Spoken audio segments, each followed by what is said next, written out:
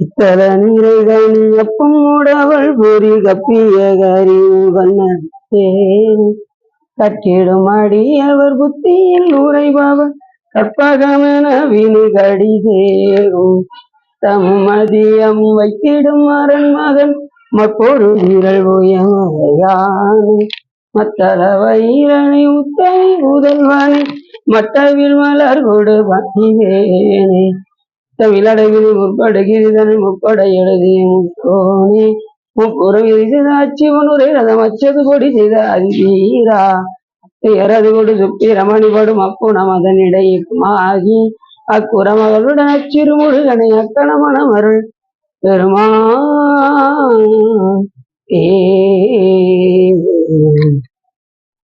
என்றாயும் எனக்கருள் தந்தையும் குலமானவை தீத்தனையாள் கந்தா கதிவேலவனே உமையாள் மைந்தா குமரா மறைநாயகனே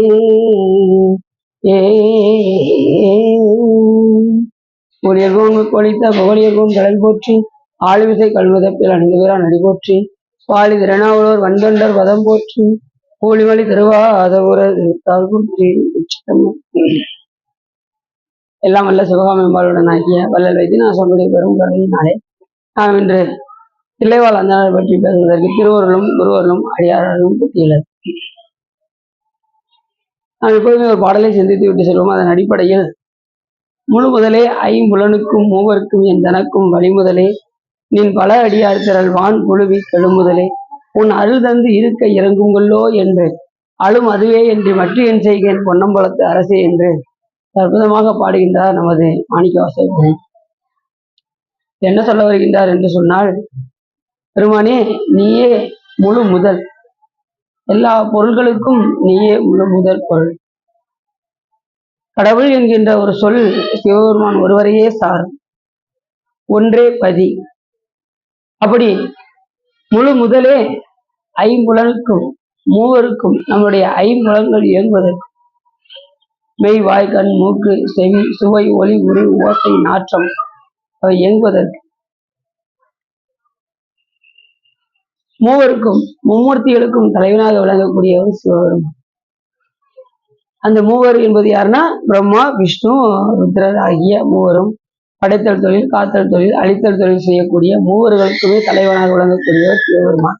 அது மற்றொரு பாடல்ல கூட சொல்வாரு, மூவரும் 33 மற்றொரு இந்த தேவரும் காணாத சிவபெருமான் மாயேறி வையகத்தே வந்திருந்த வார்கடல்கள் வந்திக்க மெய்யகத்தே இன்பம் மிகும் என்று கூட மாணிக்கவாசக பெருமான் சொல்றாரு. அப்படி மூவருக்கும் காண கிடைக்காத கடவுள் சிவபெருமான். அப்படி மூவருக்கும் அவன் மும்மூர்த்தியாகவும் சிவபெருமான் இயக்கவில்லை என்று சொன்னால் அந்த மூவராலும் இயக்குவதற்கான வாய்ப்பு இல்லை. அந்தந்த தெய்வத்துக்குள் இருந்து அதிர்த்திட்டு நின்று சிவபெருமான் இயக்குகின்றார். அந்த தெய்வத்தை நிலைக்கிரமாக கொண்டு அதிர்த்திட்டு நின்று சிவபெருமான் இயக்கவில்லை என்றால் இன்று படைப்பு தொழிலை பிரம்மாவும் காத்தல் தொழிலை விஷ்ணுவும் அழித்தல் தொழிலை ருத்ரரும் செய்ய இயலாது. அப்ப சுவாமி தான் என்ன செய்கிறாரு, அவர்களுக்குள் இருந்து இயக்கி வழி நடத்துகின்றார். சரி, அவரு மட்டும்தானா அப்படின்னா எல்லா உயிர்களுக்குள்ளேயும் இருந்து அவன் தான் இயக்குகின்றான். அவர் இல்லாம எந்த ஒரு பொருளுமே இயங்குவதற்கான வாய்ப்புகள் இல்லை. எல்லா இடத்துலையும் நீக்கமர நிறைந்து விளங்குகின்றார். எல்லா பொருள்களிலும் கலந்திருக்கின்றார். எல்லா பொருளையும் கலக்கலைன்னா எந்த பொருளும் இயங்காது. ஜடப்பொருள் முதற்கொண்டு இறைவன் கலக்கவில்லை என்றால் அந்த ஜடப்பொருள் முதற்கொண்டு இயங்குவதற்கான வாய்ப்பு இல்லை. இயலாதனவெல்லாம் இயல்பிப்பானாய் எலுஞ்சுடராயும் அடிகள் நின்றவாறு என்று சொல்வதற்கு இணங்க அப்படி எல்லா பொருளுக்கும் மூல காரணமாக விளங்கக்கூடியவர் சிவபெருமான். அதனாலதான் முழு முதல் என்று போயினார். இல்லை நிமிடம் வருவாங்க போல தெரியுது. சரி தனி சரி வார் முழு முதலே ஐம்புலனுக்கும் மூவருக்கும் என் தனக்கும் வழி முதலே பெருமானே பெருமானே எல்லாவற்றுக்குள்ளும் இருந்து நீ இயக்குகின்றாய். எல்லா பொருள்களிலும் இருந்து நீ இயக்குகின்றாய். எனக்குள்ளும் இருந்து நீ இயக்குகின்றாய். என் தனக்கும் வழிமுதலை என்னை நீ வழி நடத்தி செல்கின்றாய். நீ என்ன செய்ய வேண்டும் என்று சொன்னால், பெருமானே என்னை நீ இந்த அடியார் திருக்கூட்டத்தோடு என்னை நீ இணைக்க வேண்டும். நீ பல அடியார் திரள் வான் குழுவி கெழுமுதலே அப்படின்னார். பெருமானே, என்னை நீ இந்த அடியார் திருக்கூட்டத்தோடு சேர்த்து விட்டால் நான் தப்பித்துக் கொள்வேன். இல்லை என்று சொன்னால் நான் மிகவும் மீண்டும் மீண்டும் மீண்டும் வினைக்கு உள்ளாகி நான் பிறவிக்கு உட்படுவேன். ஆகையினாலே என்னை என்ன செய்ய வேண்டும் என்று சொன்னால் இந்த அடியார் திருக்கூட்டத்தோடு என்னை நீ இணைக்க வேண்டும். பல அடியார் திரள் வான் குழுமி கெழுமுதலே அப்படின்னார். பல அடியார்னா ரொம்ப பழைய அடியார்லாம் கிடையாது. இப்ப நான் வாழ்ந்து கொண்டிருக்கின்ற அடியார்களே நமக்கு முற்பட்ட அடியார்கள் இருக்காங்களா, அவங்க பல அடியார் அப்படின்னு சொல்றாரு. பல அடியார் திரள்வான், அந்த அடியார் திருக்கூட்டத்தோடு என்னையும் ஒருவனாக்கி என்னை வழிபாடு நீ செய்ய வைக்க வேண்டும் பெருமானே. அடியன் கூறுகின்ற கருத்து அதுதான் பெருமானே. அப்ப சாமி விட்டுவாரா? 999 அடியார் நடுவுல தான் மாணிக்கவாச பெருமானை வைத்து விட்டு கைலாயம் சென்றார் சிவரும். அப்படி அடியார் திருக்கூட்டத்தோடயே நாம் இருந்தோம் என்றால் நமக்கு வினை நம்மை ஒட்டாது. அடியார் திருக்கூட்டத்தோடு இல்லை என்று சொன்னால் அடுத்த நிமிடமே நம்மளை விண்ணை பற்றி கொள்ளும். நம்ம யாரையாவது பத்தி குறை சொல்லிக்கிட்டே இருப்போம். இதை விட்டாச்சுன்னா பக்கத்து வீட்டுக்காரங்களை உட்காந்து புரணி பேசுவதே நாம் வேலையாக வைத்துக் கொள்வோம். அடுத்த அவங்க சும்மா இருக்க மாட்டாங்க, அடுத்தவங்களை பத்தி பேசுவாங்க. இப்படி என்ன ஆகும்னா அது வினைப்பயனாக ஆகி பிறவிக்கு நம்மை உட்படுத்தும். இது அல்லாமல் நாம் அடியார் திருக்கூட்டத்தோடு இருந்தால் அடியார் என்ன பேசுவாங்க? அடுத்தவங்களை பத்தியா பேசுவாங்க? அவங்க யாரை பத்தி பேசுவாங்க? இறைவனை பற்றி பேசுவார்கள், சிவபெருமானை பற்றி பேசுவார்கள், அவரை பற்றி சிந்திப்பார்கள், திருமுறைகள் பாடுவார்கள். இப்படி எண்ணற்ற செயல்கள் சிவபெருமானை நினைந்து நினைந்து செய்வார். அப்படி நாம் அடியார் திருக்கூட்டத்தோடு இந்த வழிபாடு செய்தால் நம்முடைய வாழ்வு சிறக்கும். அது சொல்வார், தாராய் உடையாய் உன் தாளினை அன்புக்கு பேரா உலகம் புக்கார் புறமே போந்தேன் யான் ஊரா விளைக்க குருட்டா விளைத்து இங்கு உன் தாளினை அன்புக்கு ஆறாடியேன் அயலே மயல் கொண்டு அழுகைனே அப்படிங்கிறாரு மாணிக்கவாசகர். எப்படி சொல்றாரு பாருங்க. தாராய் உடையாய் அடியேற்கு உன் தாளினை அன்புக்கு சேர் எடுத்தாங்க திருவானே, உன்னுடைய அன்புக்கு ஏங்கி எத்தனையோ அடியார்கள் எல்லாம் இருக்கின்றார்கள். உன் அன்பை பெறுவதற்கு எத்தனையோ அடியார்கள் தகுதியோடு இருக்கின்றார்கள். எனக்கு எந்த தகுதியுமே இல்லை. ஆனாலும் என்னையும் நீ என்ன செய்ய வேண்டும் என்று சொன்னால், தகுதி இல்லாட்டிலும் கூட என்னை இந்த அடியார் திருக்கூட்டத்தோடு இருக்க வைத்தால் அடியேன் நான் என்ன செஞ்சிருவேன்? பழகிக் கொள்வேன். உன் தாளினை அன்புக்கு ஊரா விளைக்க குருட்டா விளைத்து அங்கு தாராய் அடியேன் உனை அடியேன் அயலே மயல் கொண்டு அழுகேனே அப்படின்னாரு அந்த பாட்டுல. இந்த குருட்டு மாடு நல்ல மாடோடு சேர்ந்துருச்சுன்னா அது கூட சென்று நல்ல நீரை பருகி நல்ல இலைகளை பறித்து வீடு வந்து சேர்வது போல் நான் அடியார் திருக்கூட்டத்தோடு இருந்தால், நான் அவர்களோடு சேர்ந்து ஒன்றுபட்டால் நான் வினை ஏற்ற மாட்டேன். உன்னை பற்றி கொள்வதற்கு ஏதுவாக இருக்கும். அதகையினாலே இந்த பல அடியார் திருக்கூட்டத்தோடு என்னையும் ஒருவனாக ஆக்கிவிட வேண்டும் என்று மாணிக்கவாசக பெருமான் இந்த பாட்டுல கூறுகிறார். முழு முதலே ஐம்புலனுக்கும் மூவருக்கும் எந்தனக்கும் வழி முதலே நின் பல அடியார் திரள் வான் குழுமி கெழுமுதலே. அப்படி அடியார் கூட்டத்தோட திரள் வான் குழுமி கெழுமுதலேனார். அப்படி திரண்டு திரண்டு உன் திருவார்த்தை விரிப்பார் கேட்பார் விச்சுவார் வெவ்வேறு இருந்து உன் திருநாமம் தரிப்பார் பொன்னம்பலத்தாடும் தலைவா என்று இந்த அடியார் பெருமக்கள் எல்லாம் உன்னை பற்றி விரித்து விரித்து பேசுவார்களே, அப்படிப்பட்ட அடியார்களோடு என்னையும் ஒருவனாக ஆக்கிவிட்டால் அடியனும் என்ன செய்வேன்? உன்னை புகழ்ந்து புகழ்ந்து பேசிக் கொண்டிருப்பேனே, உன்னை புகழ்ந்து புகழ்ந்து பாடிக்கொண்டிருப்பேனே, உன்னை புகழ்ந்து எந்த நேரத்திலும் உன்னையே நினைந்து வழிபாடு செய்து கொண்டிருப்பேனே. அப்படி இந்த பாடல்ல மிக அற்புதமாக சொல்றாரு. முதலே ஐம்பதுக்கும் மூவருக்கு தனக்கும் வழிமுதலே என் பழகடியார் திரள் வான் குழுமி கெழுமுதலே உன் அருள் தந்து இருக்க இறங்குங்களோ. பெருமானே, எப்படியாவது எனக்கு இந்த அருளை நீ செய்ய மாட்டாயா? எனக்கு எப்படியாவது இந்த அருளை நீ செய்து விட்டால் என்னுடைய வாழ்வு சிறக்கும். பெருமானே, உன் அருள் தந்து இருக்க இறங்குங்கொள்ளோ, எனக்காக நீ இறங்க மாட்டாயா அப்படின்னு இந்த பாட்டில கேட்க. இறங்குங்கொள்ளோ என்று அழும். பெருமானே, இதற்கு நான் அழுவதை தவிர எனக்கு வேற வழி இல்லை சாமி அப்படின்னார்.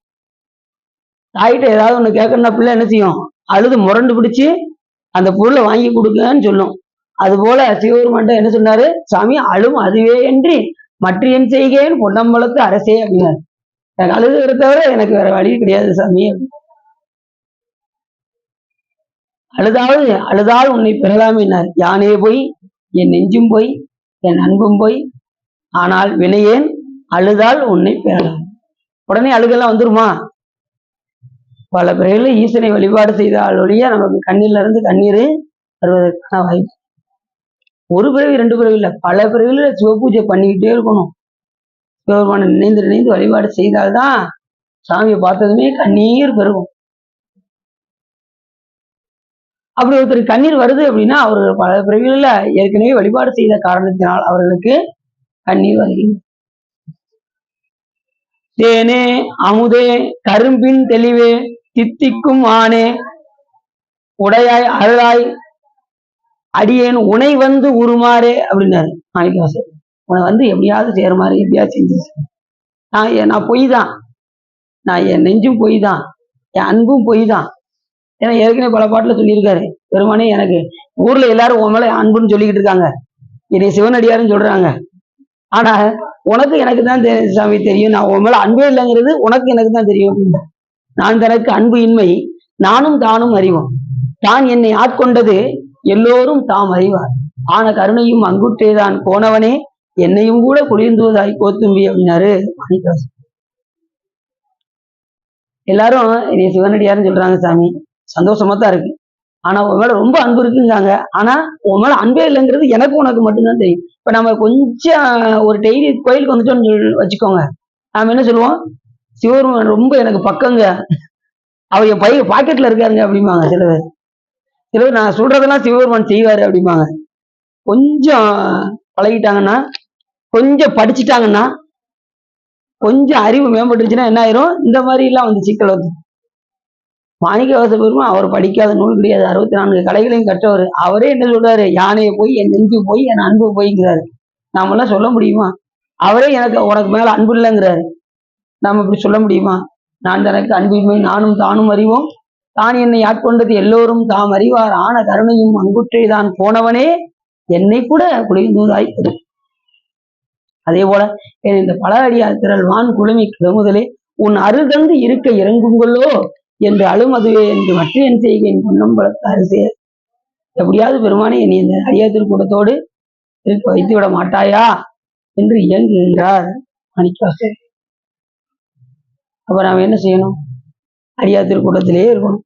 இதை விட்டாச்சுன்னா நமக்கு வாழ்வு சிறக்காது. வேற ஒண்ணும் வேண்டாம், இந்த அடியார் கூட்டத்தில இருந்து ஒரு நாள் நீங்க அங்கிட்ட இருந்து பாருங்களேன், வினைப்பயன் நிறைய ஏற ஆரம்பிச்சிடும். பக்கத்து வீட்டுக்காரங்களை கூப்பிடுவோம், அடுத்தவங்களை பத்தி புரணி பேசுவோம். என்ன இவையே இப்படி போறா, பொழுதெல்லாம் அவங்க போய்கிட்டு இருப்பாங்க, இவையே இப்படி போறா அப்படின்னு அவங்கள பத்தி என்ன செய்வோம், குறை சொல்லி கொண்டு. அதுலயும் பாத்தீங்கன்னா சில பேர் பாத்தீங்கன்னா வெளியில வந்து உட்காந்துக்கிடுவாங்க, ரோட்ல போறாள் வாராள பூரா எல்லாத்தையும் குறை சொல்லி கொண்டு வினைப்பயனை ஏற்றி கொண்டு. வினைப்பயன் ஏறும் ஏறாதான், அடுத்தவங்களை பத்தி பேசும்போது கண்டிப்பா வினை ஏறத்தான் செய்யும். இதை தவிர்த்து நாம் அடியார் திருக்கூட்டத்தோடு இருந்தால் நாம் என்ன செய்வோம், சாயங்காலம் சொப்பொழிவு ஓடியாங்க, திருமுறை பாடுவாங்க அப்படின்னு நம்ம எங்க வந்துருவோம்.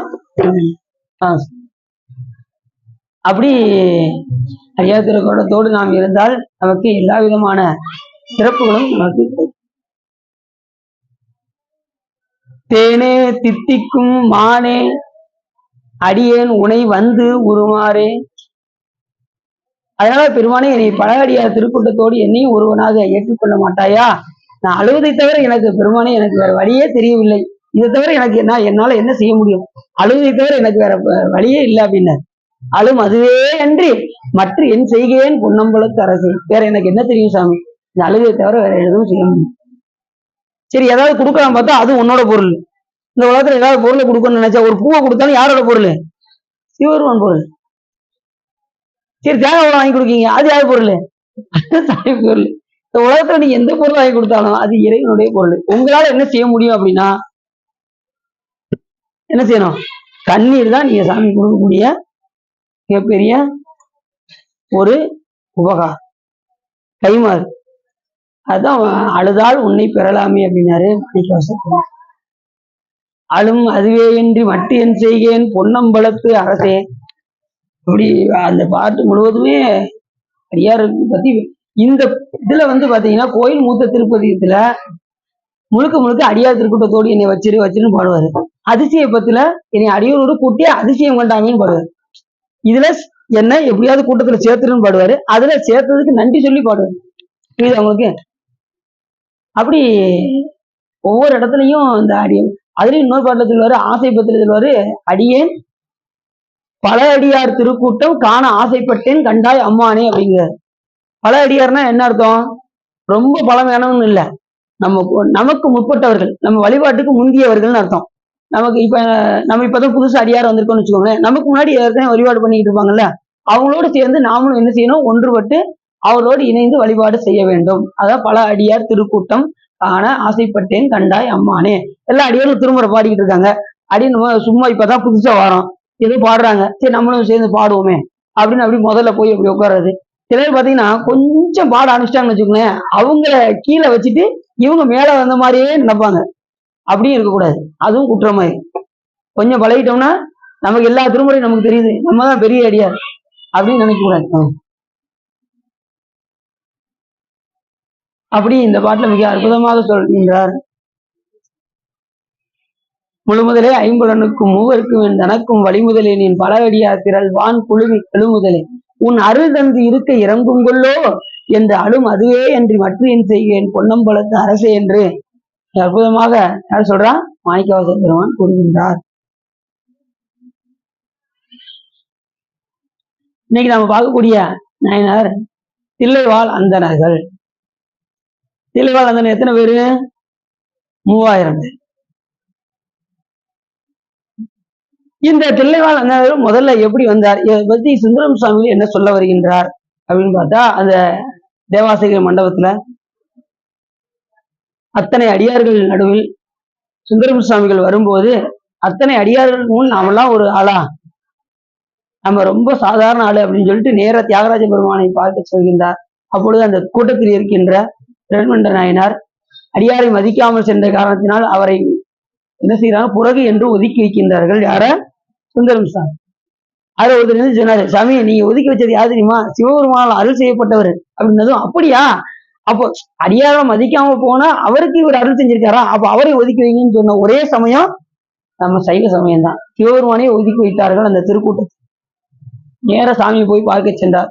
பெருமானே என்ன ஒதுக்கி வச்சாலும் பரவாயில்ல, ஒன்னையும் சேர்த்து இந்த கூட்டத்துல ஒதுக்கி வச்சுட்டாங்களே அப்படின்னு சொல்லி தியாகராஜ பெருமான் முன்னாடி சென்று முறையிட்டார். அப்பொழுது பெருமையால் தம்மை ஒப்பார் பேனலால் எம்மை பெற்றார் ஒருமையால் உலகை வெல்வார் ஊனமேல் ஒன்றும் இல்லார் அருமையாம் நிலையில் நின்றார் அன்பினில் இன்பம் மாறுவார் இருமையும் கடந்து நின்றார் இவரை நீ அடைவாய் என்று அப்படின்னு சிவபெருமானே யாரை பார்த்து சொன்னாரு? சுந்தரம் சுவாமிகளை பார்த்து இந்த அடியார்களை போற்றி நீ பாடுவாயாக என்று கூறி, பெருமானே எனக்கு என்ன பாட தெரியும்னாரு.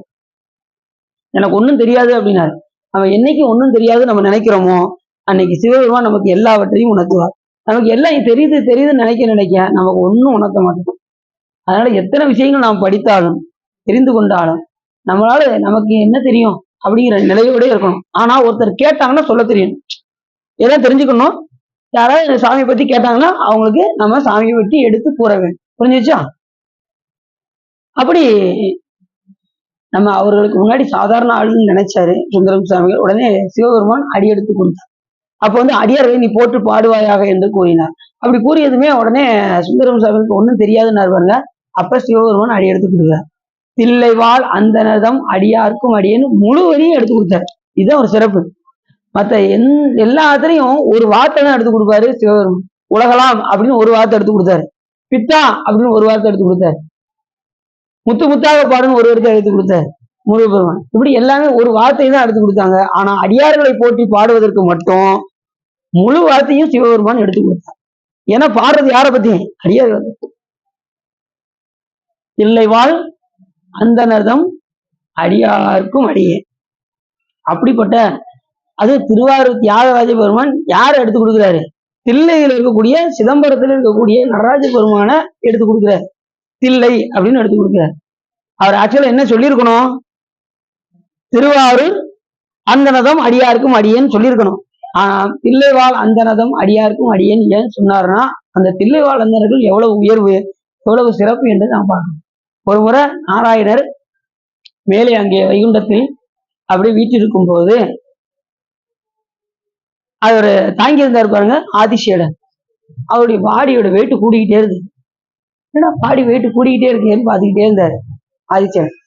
நம்ம தலைவரை கேட்டுருவோம் அப்படின்னு நாராயணரை பார்த்து, பெருமானே நீங்க என்னைக்கும் இல்லாம உங்களுடைய பாடியுடைய வெயிட் ரொம்ப பூரிப்பா இருக்கிறீர்களே, என்ன காரணம் என்று கேட்டார். அப்ப நாராயணர் கூறினார், அங்கே தாருகாவனத்து முனிவர்களுக்காக சிவபெருமான் அந்த ஆனந்த நடனம் புரிந்து கொண்டிருக்கின்றார், அதை கண்டு கழிக்கின்றேன், ஆகையினாலே என்னுடைய மனம் பூரிப்படைகின்றது என்று நாராயணர் கூறினார். அப்படி கூறியதுமே உடனே இவர் கண்ணுல இருந்து அப்படி கண்ணீரா வந்ததான். யார் கண்ணுல இருந்து? ஆதிசேடன் கண்ணுல இருந்து கண்ணீர் வந்ததான். உடனே நாராயணர் பார்த்தார்ல, சாமி ஐயா நீ சாதாரண ஆளு கிடையாது, நீ மிகப்பெரிய சிவனடியார், சிவபெருமானை பத்தி சொன்னதுக்கே உன் கண்ணுல இருந்து இப்படி கண்ணீர் வருதுன்னா நீ ஏங்கிட்ட இருக்க வேண்டிய ஆளே கிடையாது. ஆகையினாலே கைலாயம் சென்று நீ தவம் புரிவாயாக என்று கூறினார். அடுத்த நிமிஷமே கைலாயம் சென்றார். அங்கே போய் சிவபெருமானை நோக்கி தவம் புரிந்தார். தவம் புரியுதுன்னா உடனே சும்மா போனதும் உட்கார்ந்ததும் தான் தவம் புரிஞ்சிட முடியாது. அதுக்கெல்லாம் பல நிலைகள் இருக்கு. சும்மா போய் உட்கார்றதுக்கெல்லாம் தூங்கி கண்டார் நிலை சிவ யோகம் தன்னுள்ளே, தூங்கி கண்டார் நிலை சிவ போகமும் தன்னுள்ளே அப்படின்னு திருமலதாவன் என்ன சொல்றாரு. போய் உட்கார்ந்ததுமேனா நம்ம என்ன முடியாது, சிவபெருமானை நினைக்க முடியாது. அதுக்கு பல தவங்கள் எல்லாம் புரிந்திருக்க வேண்டும். அவர் பண்டை பெருவர் செய்த தவம் அவருக்கு குட்டி வித்தது. அப்படி ஒரு நிலையில் போய் அமர்ந்து சிவபெருமானை சிந்தித்தார் ஆதிசேடன். அப்படி சிந்தித்ததுமே சிவபெருமான் அவருடைய தவத்தை மெச்சி அவருக்கு காட்சி கொடுத்தார். யாருக்கு? ஆதிசேடன். ஆதிசேடனுக்கு காட்சி கொடுத்து, மகனே உனக்கு என்ன வேண்டும் என்று கேள் அப்படின்னதும், பெருமானே உங்களுடைய ஆனந்த நடனத்தை அடியேன் காண வேண்டும் என்று யார் கேட்டா? ஆதிசேடன் கேட்டார். அப்ப சிவபெருமான் சொன்னாரு, ஏற்கனவே தில்லையில் வியாக்கிரவாதன் என்பவன் தவம் செய்து கொண்டிருக்கின்றான், அங்கே நீயும் போய் தவம் செய்வாயாக. இருவரும் போய் நீங்கள் தவம் செய்து கொண்டிருந்தால் உங்க இருவருக்கும் தைப்பூச நன்னாளில் வியாழக்கிழமை மத்தியான வேளையில் உங்களுக்கு திருநடனம் புரிகின்றோம் என்று சிவபெருமான் கூறினார். கூறிய அடுத்த நிமிஷமே இவர் என்ன பண்ணாரு, நீ தில்லையை அடைவதற்கு பாதாள உலகம் வழியாக சென்று நீ தில்லையை அடைவாயாக என்று சிவபெருமான் கூறினார். எங்க போய்? பாதாள உலகம். ஏன்னா இவர் எதா இருக்காரு, நேர போக முடியாது. பாதாள உலகம்னா நாகலோகம் பேரு. அந்த நாகலோகம் வழியா தான் தில்லையை அடைய முடியும் என்ற காரணத்தினால் இப்ப நாகலோகம் வழியா உள்ள போய் சென்று மேல எங்க தில்லையை வந்து மேல தில்லைக்கு மேல வந்தாரு. வந்து பார்த்தா அங்க வியாக்கிரவாத தவம் செய்து கொண்டிருக்கின்றார். அப்படி தவம் செய்து கொண்டிருக்கும் போது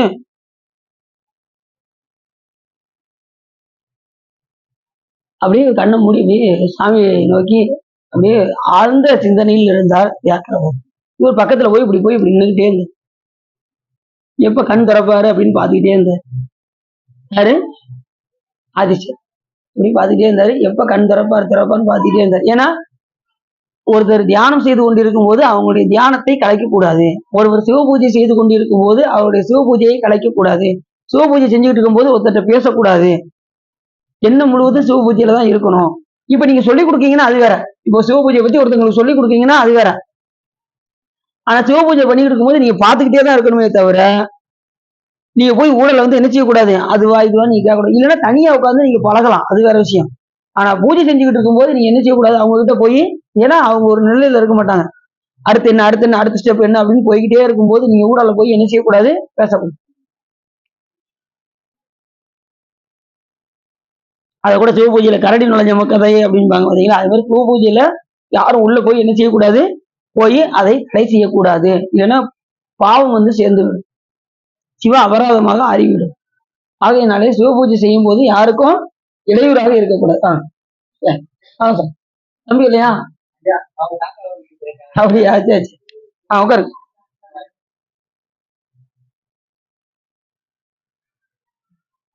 அப்படி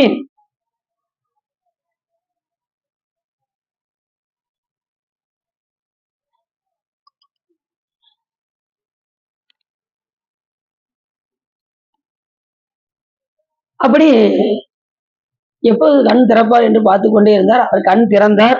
உடனே நீங்கள் வியாக்கிரவாதனா என்று கேட்டார். யாரு? ஆதிசேடன். அடியன் தான் வியாக்கிரவாதன். உங்களை கைலாய மலையில் சிவபெருமான் கூறினார் அப்படின்னது ஒரு கண்ணுல இருந்து கண்ணீர் வந்துச்சு. யாரு கண்ணுல இருந்து? வியாக்கிரவாத கண்ணுல இருந்து சிவபெருமான் சொன்னாராம். ஆமா, சிவபெருமான் தான் கூறினார். வியாக்கிரபாதனே சொன்னாராம். ஆமா, வியாக்கிரபாதனே தான் சொன்னார் அப்படின்னார். என்ன சிவபெருமானுக்கு கைலாயில என் பேரையெல்லாம் சொல்லியிருக்காரா சிவபெருமான் அப்படின்னு சொல்லி அப்படியே மெய் மறந்து அழுதார் வியாக்கிரபாதன். அப்படி மெய் மறந்து அவர் அழுது கொண்டிருக்கும் போது வேற என்ன கூறினார் சிவபெருமான் என்று கேட்டார் ஆதிசேடன். நாம் இருவரும் இங்கே தவம் செய்து கொண்டிருக்கும் போது ஒரு வியாழக்கிழமை மத்தியான வேளையே தைப்பூச நன்னாள் என்று நமது இருவருக்கும் திருநடனம் புரிகின்றோம் என்று சிவபெருமான் என்னிடம் கூறினார் என்று ஆதிசேடன் கூறினார். அப்படி கூறியதுமே உடனே இருவரும் ஆளுக்கு ஒரு திசையாக, ஒருவர் புலிச்சரத்திலும் ஒரு அனந்தீச்சரத்திலும் அமர்ந்து சிவபூஜை செய்து கொண்டிருந்தார்கள். ஏற்கனவே நம்ம போயிட்டு வந்தோம். சிதம்பரம் போகும்போது புலிச்சரமும் அனந்தீச்சரம் கொஞ்சம் பக்கத்துல தான் இருக்கு, 2 கிலோமீட்டர் தொலைவு தான். அப்போதுதான் அந்த வியாக்கிரபாதர் அதிகாலையில எழுந்து சிவபெருமானுக்கு பூசை செய்வதற்கு அந்த மலர் பறிக்க வேண்டும் என்று விடிஞ்சதும் என்ன ஆயிருது, அந்த 6 மணி 1 நிமிஷம் ஆயிட்டாலும் என்ன ஆயிரும்னா அதுல எறும்பு வர ஆரம்பிச்சு, வண்டுகள் வர ஆரம்பிச்சு, அதனுடைய தேனை அருந்த ஆரம்பிச்சிடும். ஆகையினாலே 4 to 6க்குள்ள பூவை பறிக்க வேண்டும், இல்லை என்றால் அது எச்சி பூவாக மாறிவிடும் என்ற காரணத்தினாலே அதுலயும் பாத்தீங்கன்னா ரொம்ப மொட்டரா மலர் பறித்து சாமி கொடுத்தா ரொம்ப சிறப்பு. அதிகாலையில 3 to 4க்குள்ள பறிக்கிறது. இந்த 5 மணிக்கு மேல பறிச்சா கூட கொஞ்சம் வாடுவதற்கான வாய்ப்பு இருக்கு. மொட்டரா மலர் பறித்து இறைஞ்சி பக்தியால் பரவுவாதமக்கு பரகதி கொடுத்தருள் செய்யும் கூட மாணிக்கவாச பெருமான் சொல்றாரு. அந்த 3 to 4 பறிக்கிறது ரொம்ப ரொம்ப விசேஷம். அப்ப மொட்டு அப்படி விட்டுருக்கும், எந்த பூனாலும் மொட்டா இருக்கும். சாமிக்கு போய் சாத்தணும், அது அப்படி விரியும். அதான் மொட்டரா மலர் அப்படின்னா விரிஞ்சும் விரியாமல் இருக்கக்கூடிய மலருக்கு பேரு மொட்டரா மலர் பறித்து இறைஞ்சி பக்தியால் பரவுவார் நமக்கு பரகதி கொடுத்தருள் செய்யும் செழுமலர் குருந்தம் மேவிய சீர் அத்தனை அடியின் ஆதரித்தழைத்தால் அருந்து என்ற அருளாயே என்று கூட மாணிக்கவாச பெருமான் இருக்கின்றார். ஆகையினாலே நாம பூ பறிக்கும் போது எப்படி பறிக்கணும்? ரொம்ப வெள்ளனத்துல பறிச்சா ரொம்ப சிறப்பு. நாங்களாம் இல்லறத்துல இருக்கோங்க, நாங்க எப்படியே வெள்ளனத்தை சிந்திக்க முடியும் அப்படின்னு கேட்கறது. இந்த இடத்துல நமக்கு பட்டினத்தார் உதவுறாரு நமக்காக. எப்படியாவது பூசை செய்யா, அது போதும் அப்படிங்கிறாரு. யாரு? பட்டினத்தார். எப்படியாவது பூசையை பண்ணிரு, மலர் கொஞ்சம் லேட்டானாலும் பரவாயில்ல, அந்த மலர்களை பறிச்சு நல்ல தண்ணியில் அலசி சாமிக்கு மந்திரத்தை சொல்லி இறைவனுக்கு சாத்து அப்படின்னு சொல்லி பட்டினத்தார் சொல்றாரு. ஒரு சில பேருக்கு மனம் ஒவ்வாது. அடியார்களுக்கு லேட்டா பூ வச்சு அது எச்சி பூவா மாறிடுது, அப்ப எப்படியாவது வெள்ளனத்துல எந்திரிச்சு காலகாலத்துல இரவு நேரத்துல கொஞ்சம் காலகாலத்துல உறங்கிட்டு காலையில் வெள்ளத்துல இருந்துச்சு பூவை எப்படியாவது பறிச்சு சாமிக்கு சாத்த வேண்டும் என்கின்ற உரைப்புடைய அடியார்களும் நிறைய உண்டு. நீங்க திருச்சி பக்கம்லாம் போயிட்டீங்கன்னு வச்சுக்கோங்களேன், அதிகாலையில 3 மணிக்கு அனுப்பிச்சுவாங்க அடியார்கள்லாம். எந்திரிச்சு வில்வம் பறிப்பாங்க, மரத்துல ஏறி 3 மணிக்கு வில்வம் பறிப்பாங்க. மலர்கள் எல்லாம் விடியறதுக்குள்ள எல்லாம் பறிச்சு மொத்தமா கொண்டு வந்துருவாங்க. கொண்டு வந்து திருச்சி மேல கோயிலுக்கு கொண்டு போவாங்க. போய் அங்க வச்சு கெட்டி சாமிக்கு சாத்துவாங்க அப்படின்னு பார்த்திருக்கேன். அந்த மௌனசாமி இருந்தாங்கல்ல முன்னாடி, அந்த சாரதா சாமி இருந்தாங்கல்ல, அங்க மொத்தமா கொண்டு வந்து வைப்பாங்க. வச்சு மொத்தமா அந்த சாமி பாத்தீங்கன்னா, அந்த மௌனசாமி பாத்தீங்கன்னா வில்வம் எங்கனாலும் உச்சிக்கு போயிடுவாங்க. அந்த சாமி போய் வில்வத்தை பறிச்சுட்டு சாமிக்கு சாத்துவாங்க. மௌனமா இருப்பாங்க. வியாழக்கிழமை மட்டும்தான் பேசுவாங்க, மற்ற நாள் பேசவே மாட்டாங்க. நாங்க போற அன்னைக்கு வியாழக்கிழமை கரெக்டா அன்னைக்கு எங்க கிட்ட பேசினாங்க. சாமி ரொம்ப சிறப்பா இருந்துச்சு திருச்சியில. அப்படி ரொம்ப சிறப்புடையது. சாமிக்கு மலர் பறித்து கொடுப்பதும் வில்வம் கொடுப்பதும் மிக சிறப்புடையது. ஆகையினாலே நாம் எப்பொழுது இறைவனுக்கு அந்த மலரை பறிக்க வேண்டும் என்றால் 3 to 6க்குள்ள எப்படியாவது பறிக்க வேண்டும். அப்ப வியாக்கிரபாதர் பார்த்தாரு, அந்த நேரத்துல சாமிக்கு பறிக்கணுமே, அந்த முட்டராத மலரை நாம் பறிக்க வேண்டுமே என்று சிவபெருமான்கிட்ட தவம் செய்து சிவபெருமான் அவருக்கு காட்சி கொடுத்து, மகனே என்ன வேண்டும் என்று கேட்டார். பெருமானே எப்படியாவது இப்ப இவரை காட்சி கொடுத்ததுன்னு இப்பயே இவர் கேட்டுக்கலாம், எனக்கு ஆனந்த நடனத்தை கொடுத்துரு சாமின்னு கேட்டுக்கலாம். ஆனா ஏற்கனவே சிவபெருமான் சொல்லிட்டாரு. யார்கிட்ட? ஆதிசேடன் சொல்லிட்டாரு, உங்க 2 பேருக்கும் தைப்பூச நன்னாள் என்று மத்தியான வேளையில் உங்களுக்கு இருவரும் திருநடனம் புரிகின்றோம் சொல்லிட்டாரு. இப்ப அதுக்கப்புறம் இவர் காட்சி கொடுத்ததுக்கு அப்புறம் இவர் கேட்டுக்கலாம். ஆனா கேட்கல. ஏன்னா இவர் சிவபூஜை செய்து கொண்டிருக்கின்ற காரணத்தினால் இப்பொழுது என்ன கேட்டாரு, பெருமானே மலர் பறிப்பதற்காக எனக்கு புலிக்காலும் நகங்கள் தோறும் கண்ணும் எனக்கு வேண்டும் என்று சிவபெருமானிடம் கேட்டார். உடனே சாமி கொடுக்காம இருப்பாரா? வேண்டுவாருக்கு வேண்டுவன ஈவான் கண். உடனே சாமி என்ன பண்ணாரு, அந்த புலிக்காலையும் அந்த புலி காலுக்கு ஒவ்வொரு நகங்கள் தோறும் கண்ணையும் சிவபெருமான் கொடுத்து அருளினார். அதை வைத்து என்ன செஞ்சாரு, நள்ளிரவுல 3 மணிக்கெல்லாம் எழுந்திரிச்சு அந்த புலி எப்படி மரத்துல எப்படி பாத்திருக்கீங்களா? நீங்க பாத்திருக்கீங்களா? இந்த டிஸ்கவரி சேனல்ல பாருங்க, அது எப்படி மரம் ஏறுது மட்டும் அது மாதிரி ஒரு சக்கு சக்கு சக்கு மேல ஏறி மலர. அது அந்த நேரத்துல இருட்டுல கண்ணு தெரியாதுங்கிறதுக்காக புலிக்கண்ணை வாங்கி அதுல அந்த நள்ளிரவுல சாமிக்கு மலர் பறித்து சிவபெருமனுக்கு வைத்து சிவபூஜை செய்திருக்கின்றார். யாரு? வியாக்கிரபாதன். வியாக்கிரபாதனாலே தமிழ்ல புலிக்கால் முனிவர் என்றும், வடமொழியில வியாக்கிரபாதன் என்றும். பாதம்னா கால்னு அர்த்தம், வியாக்கிரம் அப்படின்னா புலின்னு அர்த்தம். புலிக்கால் முனிவர் தமிழ்ல புலிக்கால், வடமொழியில வியாக்கிரபாதன். இப்படி அவர் என்ன பண்ணாரு, அந்த சிவ பூஜைக்கு இவர் இந்த பக்கம் ஆதிச்சரன் ஒரு பக்கம் வழிபாடு பண்றாரு, இந்த சைடு வியாக்கிரபாதர் தவம் செய்து கொண்டிருக்கின்றார். அப்ப இவர் அந்த ஆதிச்சரன் வழிபாடு செய்யும் போது அவருக்கு பதஞ்சலி என்று பெயர். அந்த முனிவருக்கு தான் பதஞ்சலி முனிவர் என்று பெயர். அப்படி 2 பேரும் ஒரு பக்கம் இருந்து சிவபெருமானை வழிபாடு செய்து கொண்டிருக்கின்றார்கள். அப்படி வழிபாடு செய்து கொண்டிருக்கும் போது திடீர்னு என்ன ஆச்சு அப்படின்னா, பதஞ்சலி முனிவருக்காக ஆதிச்சரன் அவரு தனியா உட்காந்து தியானம் வழிபாடு செஞ்சுக்கிட்டு இருக்கும் போது பிரம்மாவும் சரஸ்வதி தேவியும் அவருக்கு காட்சி கொடுத்தாரு. மகனே, உனக்கு என்ன வர வேண்டும் என்று கேளு அப்படின்னாங்க. நான் உங்களை கூப்பிடவே இல்லையே அப்படின்னாரு. யார? பிரம்மாவ. நான் உங்களை நோக்கி நான் தவம் செய்யலையே, நான் சிவபெருமானை நோக்கில தவம் செஞ்சேன் அப்படின்னாரு. இருக்கட்டும்பா, நீ சிவபெருமான் நோக்கி தவம் செஞ்சதாவே இருக்கட்டும், இப்ப நாங்க வந்திருக்கோம்ல, உனக்கு என்ன வேணும்னு கேளு. எனக்கு எதுவும் வேண்டாம் அப்படின்னாரு. இல்ல சரி, நீ எதுக்காக தவம் செய்யறதுனால சொல்லு அப்படின்னாரு. நான் சிவபெருமானை நோக்கி தவம் செய்கின்றேன், அந்த ஆனந்த நடனத்தை காண்பதற்காக தவம் செய்து கொண்டிருக்கின்றேன் அப்படின்னாரு. அது உன்னால இயலாது அப்படின்னாரு பிரம்மா. ஏன் இயலாது அப்படின்னா, சிவபெருமான் திருவருள் இருந்தா என்னால முடியும் அப்படின்னாரு. திருவருள் இருந்தா கண்டிப்பா அந்த ஆனந்த நடனத்தை காண்பேன் அப்படின்னாரு. உடனே நீ எத்தனை பிறவி எடுத்தாலும் உன்னால என்ன செய்ய முடியாது, அந்த ஆனந்த நடனத்தை உன்னால காண முடியாது, ஆகையினாலே தவத்தை விடுத்து நீ செல்வாயாக அப்படின்னாரு. தவத்தை கலைக்கிறதுக்கு சாமி நம்ம ஏதாவது ஒரு விஷயம் செய்யணும்னு நினைக்கும் போது பல இடையூறுகள்லாம் வரும், புரியுதா உங்களுக்கு? அதெல்லாம் மீறிதான் நம்ம இறைவனை வழிபாடு செய்யணும். தினசரி கோயிலுக்கு ரெகுலரா போய்கிட்டு இருக்கணும்னு வச்சுக்கோங்க, திடீர்னு சில இடையூறுகள்லாம் வரும், அதை மீறிதான் நம்ம சாமியை போய் வழிபாடு செய்யணும். அப்படி அந்த பிரம்மாவுக்கும் பிரம்மா கேள்வி கேட்டுட்டே இருந்தாரு, அவர் பதில் சொல்லிட்டே இருந்தாரு. இப்படியே நீ தவம் செய்து கொண்டிருந்தால் நீ இறந்து விடுவாய் அப்படின்னாரு. அப்ப அதுக்கு இவர் என்ன பண்ணாரு, நான் இறந்தாலும் பரவாயில்ல, மறுபடியும் பிறப்பேன்ல, இறந்தா மறுபடியும் பிறப்பேன்ல, பிறகு மறுபடியும் நான் சிவபெருமான் நோக்கி தவம் செய்வேன் அப்படின்னு. இறந்து மறுபடியும் சிவபெருமானை நோக்கி தவம் செய்வேன், அப்பயும் இந்த ஆனந்த நடனம் காண வேண்டும் என்றுதான் நான் தவம் செய்வேன் அப்படின்னாரு. உடனே அடுத்த நிமிஷமே அவருடைய உரைப்பை பார்த்து பிரம்மா சிவபெருமானாக ஆகினார், சரஸ்வதி தேவி உமையம்மையாக ஆகி அவர்களுக்கு காட்சி கொடுத்து, அவனே நீ தவம் புரிவாயாக என்று சொல்லி ஆசீர்வதித்து சிவபெருமான் மறைந்தார். அப்ப 2 பேரும் அங்கே தவம் செய்து கொண்டிருந்தார்கள். ஒரு வியாழக்கிழமை மத்தியான வேளையில் தைப்பூச நன்னாள் என்று அத்தனை பேர்களும் புடைசூழ, அறம்பெயர்கள் நடமாட, நந்தி பெருமான் மத்தரம் வாசிக்க, பிரம்மா விஷ்ணுக்கள் அத்தனை பேரும் அங்க இருந்து எங்க இருந்து வந்தாங்களாம், கைலாயமலையிலிருந்து அத்தனை பேரும் வராங்க. அதுல 78,000 முனிவர்கள் வந்தாங்க. நல்லா கவனமா இருங்க, இப்பதான் கதைக்குள்ளே வரப்போற தில்லைவாழ் அந்தனர்கள் யாரும் தெரிஞ்சுக்கோங்க. 78,000 அந்தனர்கள் அங்க இருந்து வராங்க, அந்த முனிவர்கள் வராங்க. எங்க இருந்து? கைலாயமலையிலிருந்து 78,000 முனிவர்கள் வராங்க. இங்க சாமி அத்தனை பேருக்கும் நடுவுல அந்த ஆனந்த நடந்து புரிகின்றார்.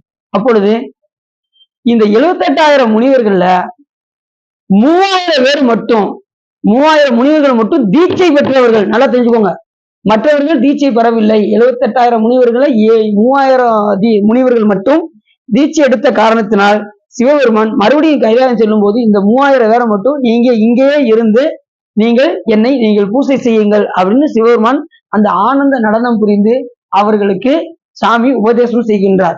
யாருக்கு? அந்த 3000 பேரும் தீட்சை பெற்ற காரணத்தினால் அவர்களுக்கு தீட்சிதர்கள் என்று பெயர். சில பூஜை செய்யக்கூடிய அந்தர்களுக்கு என்ன பேரு? தீட்சிதர்கள். தீட்சை எடுத்து பூஜை செய்கின்ற காரணத்தினால் அவர்களுக்கு தீட்சிதர்கள் என்று பெயர். அதனால்தான் சிவபெருமான் அந்த கடிதம் எழுதும் போது அடியார்க்கு எளியன் சிற்றம்பளவன் பொற்றம் கொடியாருக்கு எழுதிய கைச்சீட்டு வரும் பெற்றான் சாம்பானுக்கு படியின் விசை வேதமர தீட்சை செய்து முக்தி கொடுக்க முறை அப்படின்னு சிவபெருமானே எழுதி கொடுத்தாரு. யார் எழுதி கொடுத்தா? சிதம்பரத்தில் இருக்கக்கூடிய நடராஜ பெருமான் எழுதி கொடுத்தாரு. எப்படி எழுதி கொடுத்தாரு? அடியார்க்கு எளியன். இப்ப நம்மளாம் என்ன செய்வோம்? சித்தாந்த ரத்தினம், சித்தாந்த நன்மணி, என்னென்ன பட்டம் போடணுமோ நம்ம வாங்கின பட்டத்தை பூரா போட்டு நம்ம பேரை போடணும்னு நினைப்போம். சைவ சித்தாந்த சுடல் போடு, ஒரு ஒரு பக்கத்துக்கு நிரம்பி வேற போட நினைப்போம்ல. ஆனா சாமி அகிலாண்ட கோடி பிரம்மாண்ட நாயகனாக தேவைக்கூடிய சிவபெருமான் எப்படி எழுதுறாரு? அடியாருக்கு எளியன்பா அப்படிங்கிறாரு சாமி. அடியாருக்கு எளியன்னு சொன்னா அப்ப நாம என்ன சொல்லணும்? அடியாருக்கு பொடியன்னு தான் சொல்லணும். அதுதான் கரெக்டா இருக்கும். எல்லா அடியாருக்கும் நம்ம பொடி. அதனாலதான் திருத்தொண்டையினர் எல்லாருக்கும் சிறுவன் சிறுவன்னே சொன்னாரு. எல்லா அடியாருக்கும் சிறுவன் அப்படின்னே, அதனாலதான் அவருக்கு சிறு தொண்டர்னே பேரு. எல்லா அடியாருக்கும் நான் சிறுவன் சிறுவன் சொல்லியே பழகிய காரணத்தினால் அவருக்கு சிறு தொண்டர். அடுத்த வாரம் நம்ம அதுதான் பார்க்க போறோம்னு நினைக்கிறேன். சிறு தொண்டையினர் தான் வரும்னு நினைக்கிறேன். பாப்போம். அடுத்த வாரம் திருநாவுக்கரசு பெருமான், அதுக்கு அடுத்த வாரம் திருத்தொண்டையினர். சரி, அப்படி எல்லா அடியாருக்கும் எளியன் அப்படின்னு சிவபெருமானே கடிதத்தில் எழுதுறாரு. அடியாருக்கு எளியன் சிற்றம்பளவன் கொற்றம் கொடியாருக்கு எழுதிய கைச்சீட்டு வரும் பெற்றான் சாம்பானுக்கு படியின் விசை வேதமர தீட்சை செய்து முக்தி கொடுக்க முறை. இப்ப என்ன சொல்றாரு அப்படின்னா, தீட்சை அவசியம் என்று சிவபெருமான் வலியுறுத்துகின்றார். ஆகையினாலே குருவருள் பெறாம திருவருளை அடைய முடியாது. தீட்சை செய்யாமல் எந்த காரியமும் நடக்காது. அது இன்னொன்னா, அந்த தீட்சிதர்கள் அத்தனை பேருமே, அந்த 3000 தீட்சிதர்களுமே கணவன் மனைவியோடு இருக்கணும். அதுதான் ரொம்ப முக்கியம். சிவபெருமான தொட்டு பூசிக்கணும்னா கல்யாணம் கட்டாயமா முடிக்கணும். அந்த 3000 தீட்சிதர்களும் திருமணம் முடித்தவர்கள், மற்றவர்கள் கிடையாது. ஆனா இந்த 3000 தீட்சிதர்கள் மட்டும் தீட்சை பெற்றுக்கொண்டு இல்லற வாழ்க்கையில் நடத்தி கொண்டு அவர்கள் சிவபெருமானை பூஜித்துக் கொண்டிருந்தார்கள். அவங்கதான் 3000 தீட்சிதர்கள், அந்தணர்கள். எத்தனை இருக்குன்னு? 3000. அப்ப தீட்சை அவசியம் தேவைதானா அப்படின்னா, கட்டாயமாக தீட்சை எடுத்துதான் நாம மோட்சத்தை அடைய முடியும். அத சிவபெருமானை வலியுறுத்தி சொல்கின்றார் என்றால், காசியில இறந்தா முக்திங்கிறாங்க. அங்க இறந்த ஆன்மாக்கெல்லாம் உடனே முக்தி கொடுத்துருவாரா சிவபெருமானு? அங்க என்ன செய்றாராம்?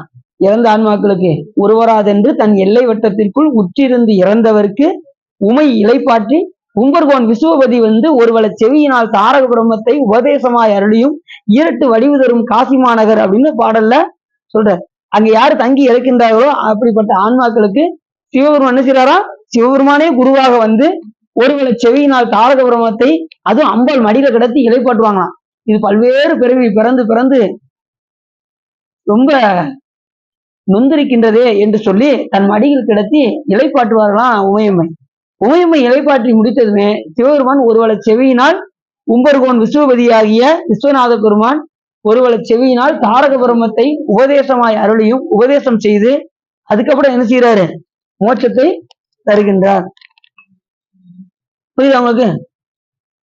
அப்ப தீட்சை அவசியம்.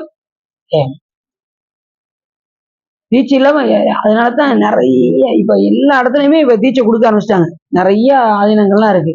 அதனால தீட்சை பெறாம நம்ம என்ன செய்யக்கூடாது? வழிபாடு செய்யக்கூடாது. தீட்சை அவசியம். தீட்சை பெற்றுக்கொண்டுதான் சிவபூஜை பெற்றுக்கொண்டு சிவதீட்சை பெற்றுக்கொண்டு சிவபூஜை செய்யாமல் முக்தி சித்தியாகாது அப்படின்னு ஆர்வலர் எழுதுறார். ஆகையினாலே நாம் சீக்கிரமாக முக்தி அடைய வேண்டும் என்றால் தீட்சை பெற்றுக்கொண்டு வழிபாடு செய்ய வேண்டும். என்னதான் நீங்க எவ்வளவு சொற்பொழிவு கேட்டாலும் உண்மையான நிலை இதுதான். தீட்சை பெறாம என்ன செய்ய முடியாது? மோட்சம் அடையவே முடியாது. ஒருவர் இல்லாம திருவருளை அடையவே முடியாது. அந்த பெற்றான் சாம்பான் யார் யாரெல்லாம் சிதம்பரத்துக்கு போயிட்டு வராங்களோ அவங்களோட திருவடியில விழுந்து விழுந்து வணங்கினாராம். அவருடைய பரிபக்குவத்தை பார்த்து சாமி என்ன செஞ்சாரு? இந்த கடிதத்தை அவருக்கு எழுதி கொடுத்தாரு. அடியாருக்கு எளியன் சிற்றம்பளவன் கொற்றங்குடியாருக்கு எழுதிய கைச்சீற்று வரும் பெற்றான் சாம்பானுக்கு படியின் விசை வேதமர தீட்சை செய்து முக்தி கொடுக்க முறைன்னு எழுதி கொடுக்கவும், அதை கொண்டு போய் எங்க கொடுக்குறாரு? கொற்றவன்குடியில் இருக்கக்கூடிய உமாபதி சிவாச்சாரிட்ட போய் அந்த விறகு வெட்டுகின்ற அந்த பெற்றான் சாமான் கொண்டு போய் அதை கொடுக்கவும், உடனே அவருடைய பரிபக்குவத்தை பார்த்து என்ன பண்ணாரா? அப்படியே தன்னை சிவமாக பாவித்து கொண்டு அவருக்கு மோட்சம் கொடுத்தாராம். அப்படியே அது ஆவி அப்படியே அந்த ஒளி உடல அப்படி மேல போகுது. இங்க வெறும் உடம்புதான் இருந்தது, உயிர் எங்க போயிடுச்சு? சிவபெருமான் உயிர் போயிடுச்சு. உடனே ஊரெல்லாம் கூட்டு வந்துருச்சு அந்த அம்மா. அந்த அந்த பெட்டான் சாமியோடைய மனைவி ஊரெல்லாம் கூட்டு வந்து என்னுடைய கணவரை கொண்டுட்டாரு அப்படின்னு சொல்லி எல்லாம் வந்து சொன்னதும் உடனே அவர் சொல்றாரு, இப்பா நான் அவனுக்கு மோட்சம் தான் கொடுத்தேன், வேணா இங்க அப்படி அந்த கூட்டத்துல எல்லாம் சொன்னாங்க, எங்களுக்கு யாராவது மோட்சம் கொடுங்க பார்ப்போம் அப்படின்னாங்க. அவர் பார்த்தாரு யாராவது தேறி இருக்காங்கன்னு பார்த்தா ஒருத்தர் கூட பக்குவத்துல இல்லை, எல்லாருமே பக்குவம் இல்லாத ஆளுகளா இருந்தாங்க. அப்படியே சுத்தி சுத்தி பார்த்தாரு. சாமிக்கு அபிஷேகம் பண்ணி வந்த அந்த முள்ளிச்செடியை பார்த்தாரு. அது ரொம்ப பரிபக்குவமா இருந்தது. சாமியுடைய அபிஷேக தண்ணி பட்டு பட்டு பட்டு பட்டு அது பரிபூர்ணமா இருந்ததும் உடனே அதுக்கு நான் மோட்சம் கொடுக்குறேன் பாருங்க அப்படின்னு சொல்லி அதுக்கு தண்ணி சிவமாக்கி கொண்டு அதுக்கு மோட்சம் கொடுத்ததை எல்லாரும் பார்த்தாங்க. பார்த்ததுக்கு அப்புறம் தான் நம்புறாங்க. அது வரைக்கும் நம்பவே இல்லை அவங்க. இப்படி பல சிறப்புகள் எல்லாம் அங்க சிதம்பரத்தில் நடந்திருக்கு. தில்லைவாழ் அந்தணர்கள்ல அவரும் அந்தணராக தான் இருந்தாரு. யாரு?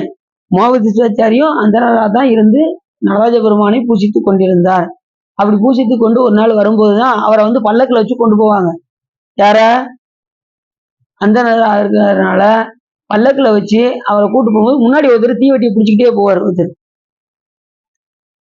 இப்படி போனதும் உடனே அந்த ஓரத்துல நின்றுட்டு மறைஞான சம்பந்தர் என்ற ஒரு ஞானி அப்படி பார்த்ததுமே பட்டக்கட்டையில் பகல் குருடு போகுது பார் அப்படின்னாரு. பட்டக்கட்டையில பகல் குருடு, பகல்ல யாராவது தீவெட்டியை பிடிச்சிட்டு போவாங்களா? அவரை பூஜை செஞ்சுட்டு போகும்போது முன்னாடி ஒருத்தர் தீவெட்டியை பிடிச்சிட்டு போனாரு. அதை பார்த்து சொன்னாரு, பட்டக்கட்டையில் பகல் குருடு போகுது பாருனாரு. உடனே உடனே நிப்பாட்டுங்க நிப்பாட்டுங்கன்னாரு. மோகதி சிவாச்சாரி பல்லக்கு கீழே இறக்குனாங்க. இறங்கி ஓடி வந்து மறைஞான சம்பந்தருடைய திருவடியில போய் விழுந்தார். என்னை எப்படியாவது என்னை சிஷ்யராக ஏற்றுக்கொள்ளுங்கள் அப்படின்னாரு. எவ்வளவு பெரிய ஆளு அந்தனரு, அவர் எவ்வளவு பரிபக்குவமா இருப்பாருன்னு பாருங்க. வந்து அப்படி அந்த ஒரு வார்த்தை சொன்னதுமே அப்படியே அவர் மாறிட்டார். சில பேருக்கெல்லாம் பாத்தீங்கன்னா ஞானிகளுக்கெல்லாம் ஒரு சொல்லு வந்து அவங்கள மாத்திரும்.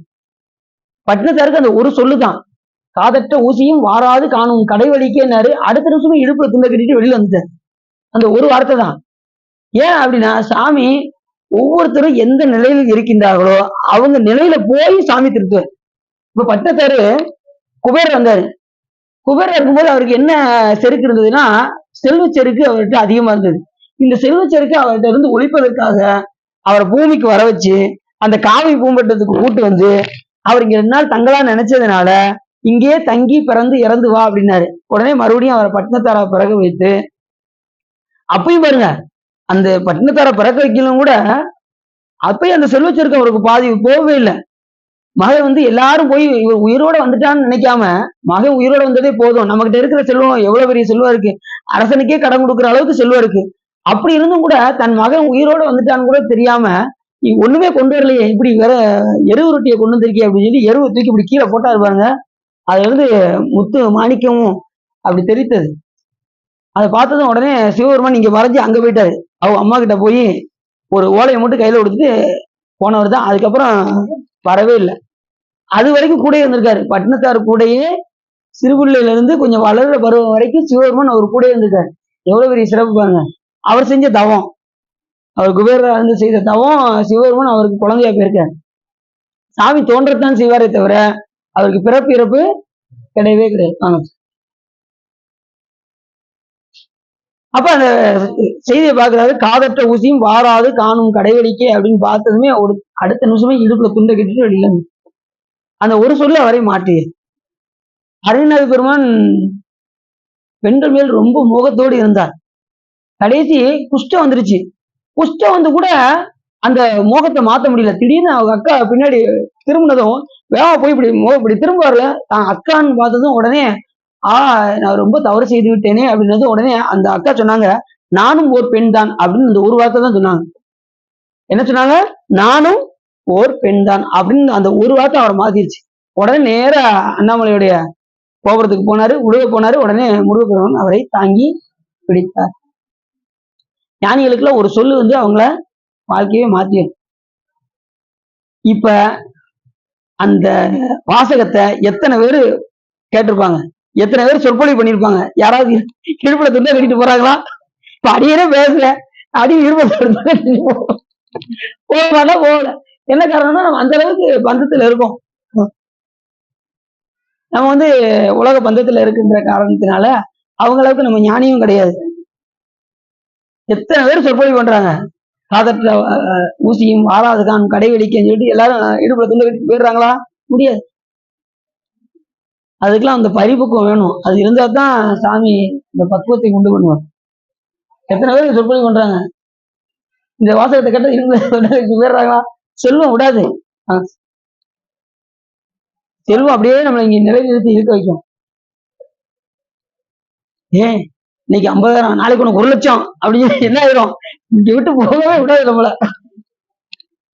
இன்னைக்கு வேலை பார்த்தா உனக்கு 50,000 கிடைக்கும், நாளைக்கு வேலை பார்த்தா உனக்கு 1,00,000 கிடைக்கும். இதை விட்டுட்டு போயிடாத, சான்ஸை விட்டுறாத, பாத்துக்கோ அப்படிக்கும். நாம என்ன செய்ய மாட்டோம், இதை விட்டு போகவே மாட்டோம். அப்படிதான் நம்மளுடைய வாழ்க்கையெல்லாம் போகுது. ஞானிகளா அது ஒரு சொல்ல பார்த்ததுன்னு அப்படியே கிளம்பிடுவாங்க. ஏன்னா அவங்களுக்கு இங்க இருக்க முடியாது. அவங்க அந்த சொல்ல கேட்டவே அவங்களால என்ன செய்ய முடியாது, இந்த செல்வத்தின் மேல் பற்று, ஆக்கை மேல் பற்று எல்லாத்தையும் விட்டுட்டு போயிடுவாங்க. நமக்கு ஆக்கை மேல பற்று இருக்கு, உடம்பு மேல பற்று இருக்கு, அப்புறம் நம்முடைய இருக்கிற இடத்துக்கு மேல பற்று இருக்கு, அப்புறம் செல்வத்து மேல பற்று இருக்கு, தன் பிள்ளைகள் மேல பற்று இருக்கு, எல்லா பற்று இருக்கு. அத்தனை பற்று சிவபெருமான் மேல மட்டும் பற்று இல்ல, மத்த எல்லா இடத்துலயும் பற்று இருக்கு, சாமி மேல மட்டும் ஊரும் சதமல்ல. பட்டுக்கார் சொன்னாரு, ஊரும் சதமல்ல. நல்லா தெரிஞ்சுக்கப்பா, ஊரு சதம் கிடையாது. நீ ஊருங்க, நீ எங்க ஊருன்னு சொல்லிட்டு இருக்க, எங்க ஊருக்கு நீ வந்து பாரு அப்படிங்க சில பேர். அப்படி முற்றும் திறந்த முனிவர்கள் கூட என்ன செய்வாங்க, எங்க ஊரு அப்படின்னு சொல்லி சொந்தம் கொண்டாடுவாங்க. முற்றும் திறந்த முனிவர்களே எங்க ஊர் அப்படிம்பாங்க. அந்த ஊர் மனை பற்று வரக்கூடாதான். ஊரும் சதமல்ல, உற்று பெற்ற பேரும் சதமல்ல. சரவணன், என் பேர் சரவணன். நம்ம பேர் யாராவது சொல்லிட்டோம்னா, என்னை கூப்பிட்டீங்களா நீங்க அப்படின்னு ஓடுறோம்ல, நமக்கு ஓடுறோம்ல, நம்ம பேர் மேல பற்று. இந்த அளவுக்கு பேர் மேல பற்று இல்லாதவங்க, சிவபெருமான் மேல அன்பு வந்துச்சுன்னா நம்ம பேர் மேல என்ன வராது, பற்று வராது. அதான் முன்னம் அவனுடைய நாமம் கேட்டால், மூர்த்தி அவனுக்கும் அன்னம் கேட்டால், பின்னை ஆரூர் கேட்டால், பேர்த்தும் அவனுக்கே பிச்சியானால், அன்னையும் அத்தனையும் அன்றே நீத்தால், அகண்டால் அகையிடத்தால் ஆச்சாரத்தை தன்னை மறந்தால், தன் நாமம் கெட்டால், தலைப்பட்டால் அங்கே தலைவன்தாலே அப்படிங்கிறாரு அப்பசாமி. தன் நாமம் கெடணும், நம்ம நாமே மறக்கிற அளவுக்கு சாமி மேல ஒன்றணும். நமக்கு எல்லாத்துக்குமே பற்று இருக்கு, பேர் மேல பற்று இருக்கு, ஊர் மேல பற்று இருக்கு. ஊரும் சதமல்ல, உற்று பெற்ற பேரும் சதமல்ல, உற்றார் சதமல்ல. சொந்த பந்தமெல்லாம் சதம் கிடையாது. துட்டு இருந்தா அன்னைக்கு வருவாங்க, துட்டு இருந்தா ஓடி போயிடுவாங்க, உங்க பக்கத்துல வருவாங்க நீங்க நினைக்காதீங்க. நீங்க எவ்வளவுதான் நீங்க சொந்த கொண்டாடினாலும் உங்க கையில துட்டு இருந்தா தான் உங்க பக்கம் ஒட்டுவாங்க, இல்லைன்னா உங்க பக்கமே திரும்பி பார்க்க மாட்டாங்க. என்ன சொல்லுவாங்க தெரியுமா, பக்கத்துல விசாரிப்பாங்க, நம்ம மாமா என்ன பண்றாரு, வேலைக்கு போறாருங்க, நிறைய சம்பாதிக்காரு, ஒரு வேலை எடுத்தாருன்னா கிட்டத்தட்ட எப்படி 1,00,000 தேரும். 1,00,000மா, உடனே போய் மாமா அப்படின்னு போய் விட்டுருவாங்க. அது இல்ல, பக்கத்துல விசாரிக்கும் போது துட்டு நீ போன வச்சுக்கோ, பூரா ஒண்ணு கிடையாது, குண்டுமணி கூட கிடையாதுன்னு பாருங்களேன். பார்த்தீங்கன்னா குண்டுமணி கூட கிடையாது, அந்த அளவுக்கு கஷ்டப்படுறாங்க அப்படின்றது அவங்க பக்கமே என்ன செய்ய மாட்டாங்க. துட்டு இருக்குன்னு வச்சுக்கோங்க, உங்களை விட மாட்டாங்க, அந்த அளவுக்கு வந்து சொந்தம் கொண்டாடுவாங்க. அதனால சொன்னாரு, ஊரும் சதமல்ல, உற்று பெற்ற பேரும் சதமல்ல, உற்றார் சதமல்ல, பெண்டில் சதமல்ல. மனைவி கடைசி வரைக்கும் கூட வருவான்னு நினைக்காதீங்க, பெண்டில் சதமல்ல. பிள்ளைகளும் சீரும் சதமல்ல, பிள்ளையும் சதம் நினைச்சிடாதீங்க. உங்ககிட்ட நீங்க சொத்து சேர்த்து வச்சிருந்தீங்கன்னா உங்க அப்பாவும் வாங்க, சொத்து சேர்த்து வைக்கணும்னா உங்களை கழட்டி விட்டுருவாங்க. எங்க அப்பா அந்த ஆணைக்கு என்ன வச்சாரு அந்த ஆணைக்கு அப்படிவாங்க, பாத்துருக்கீங்களா? அப்படி என்ன எடுத்துட்டு போறாரு, எனக்கு அறிவாங்க, திட்டுவாங்க. ஆமா, அந்த இடத்த வச்சுட்டு எனக்கு என்ன போயிடுச்சு, நான் 2 பேருக்கு அப்படிப்பாங்க. இதுல வசதி வேற, கொஞ்சம் அந்த இடத்த வாங்கி கொஞ்சமாவது இடம் கொடுத்துட்டு போனாங்கன்னு சொல்லாம அது பெருசுக்கு போயிடுச்சு அப்படிங்கிற அது மரியாதை கூட இல்லாம போயிடும். அந்த அளவுக்கு நம்மளை தாழ்த்தி விடுவார்கள் இந்த உலக மக்கள். எல்லாம் துட்டு இருந்தா தான். ஊரும் சதமல்ல, உற்றா சதமல்ல, உற்றுப்பட்ட பேரும் சதமல்ல, பெண்டி சதமல்ல, பிள்ளைகளும் சீரும் சதமல்ல. ஐந்து பேர் எதுவும் சேர்த்து வச்சிருந்தாதான் உண்டு, இல்லைன்னா அதுவும் கிடையாது.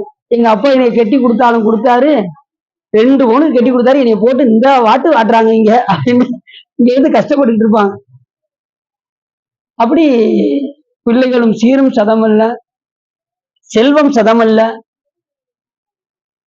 செல்வம் சதமா, அது நிரந்தரமானதான். இன்னைக்கு 10 ரூபாய் என்கிட்ட இருக்குன்னா நாளைக்கு வேற ஆள்கிட்ட போயிடும், அந்த 10 ரூபாய் நிரந்தரமா இருக்காது. அதனால செல்வமும் சதம். அப்ப யார் வேணும் சதம்? நின் தாழ் சதம் கட்சி ஏகம்பனே, பெருமானே நீ ஒருத்தன் தான் சதம், இந்த உலகத்திலே நிலையான நீ ஒருத்தர் தான். மத்த எதுவுமே நிலையில்லாதது. எல்லாருமே துட்டுக்காக வருவாங்க, அதுக்கப்புறம் ஓடி போயிடுவாங்க. ஆனா என்கிட்ட துட்டு இருந்தாலும் துட்டு இல்லைன்னாலும் எப்போதுமே என்னோடு ஒன்றாய் உடனாய் வேறாய் எப்போதுமே இருக்கக்கூடிய ஒரே சாமி நீதான் சாமி. ஊரும் சதமல்ல உற்றா சதமல்ல உற்றுப்பட்ட பேரும் சதமல்ல பெண்டி சதமல்ல பிள்ளைகளும் சீரும் சதமல்ல செல்வம் சதமல்ல நின் தாழ் சதம் கட்சி ஏகம்பனே கட்டினத்தை சொல்றாரு. அப்ப உண்மையான நிரந்தரமான ஒரு பொருள் சிவபெருமான் ஒருவரே. அவருடைய திருவடியே நமக்கு நிரந்தரம், மற்றதெல்லாம் வரும் போகும், எதுவுமே நிரந்தரம் அல்ல. பிள்ளைகள்லாம் எதனால வருதுன்னா நம்ம வினைப்பயன் வழியாக நமக்கு பிள்ளைகள் வராங்க. நமக்கு வரக்கூடிய பிள்ளைகள் எல்லாம் யார் மூலியமா வருவாங்க, எது மூலியமா வருவாங்க? நீங்க செய்த புண்ணிய பாவத்துக்கு தகுந்தவாறு நமக்கு பிள்ளைகள் அமையும். நீங்க செய்த புண்ணிய பாவத்துக்கு தகுந்த மாதிரி உங்களுக்கு செல்வம் அமையும். நீங்க செய்த புண்ணிய பாவத்துக்கு தகுந்தவாறு அந்த ஊர்ல போய் பிறப்பீங்க. நீங்க செய்த புண்ணிய பாவத்துக்கு தகுந்தவாறு உங்களுக்கு என்ன கிடைக்கும்? உங்களுடைய மனைவி கிடைக்கும். இப்படி எல்லாமே நீங்க செய்த புண்ணிய பாவத்துக்கு தகுந்தவாறு தான் கிடைக்குமே தவிர, நீங்க என்னதான் நீங்க பண்ணாலும், நீங்க எவ்வளவுதான் நீங்க உருண்டாலும் உங்களுக்கு கிடைக்கிறது தான் கிடைக்கும், இல்லைன்னா கிடைக்கவே. அதுக்கு தகுந்த மாதிரி முயற்சி வந்து உங்ககிட்ட இருக்குமே தவிர அதை மீறி போகவே போகாது. ஏன்னா சிவபெருமான் நீங்க வரும்போது உங்க எழுதி வச்சுதான் உங்களை அனுப்புறாரு. கருவாய்ப்பட்டது, நம்ம எல்லாம் கருவாய்ப்பட்டவர்கள்.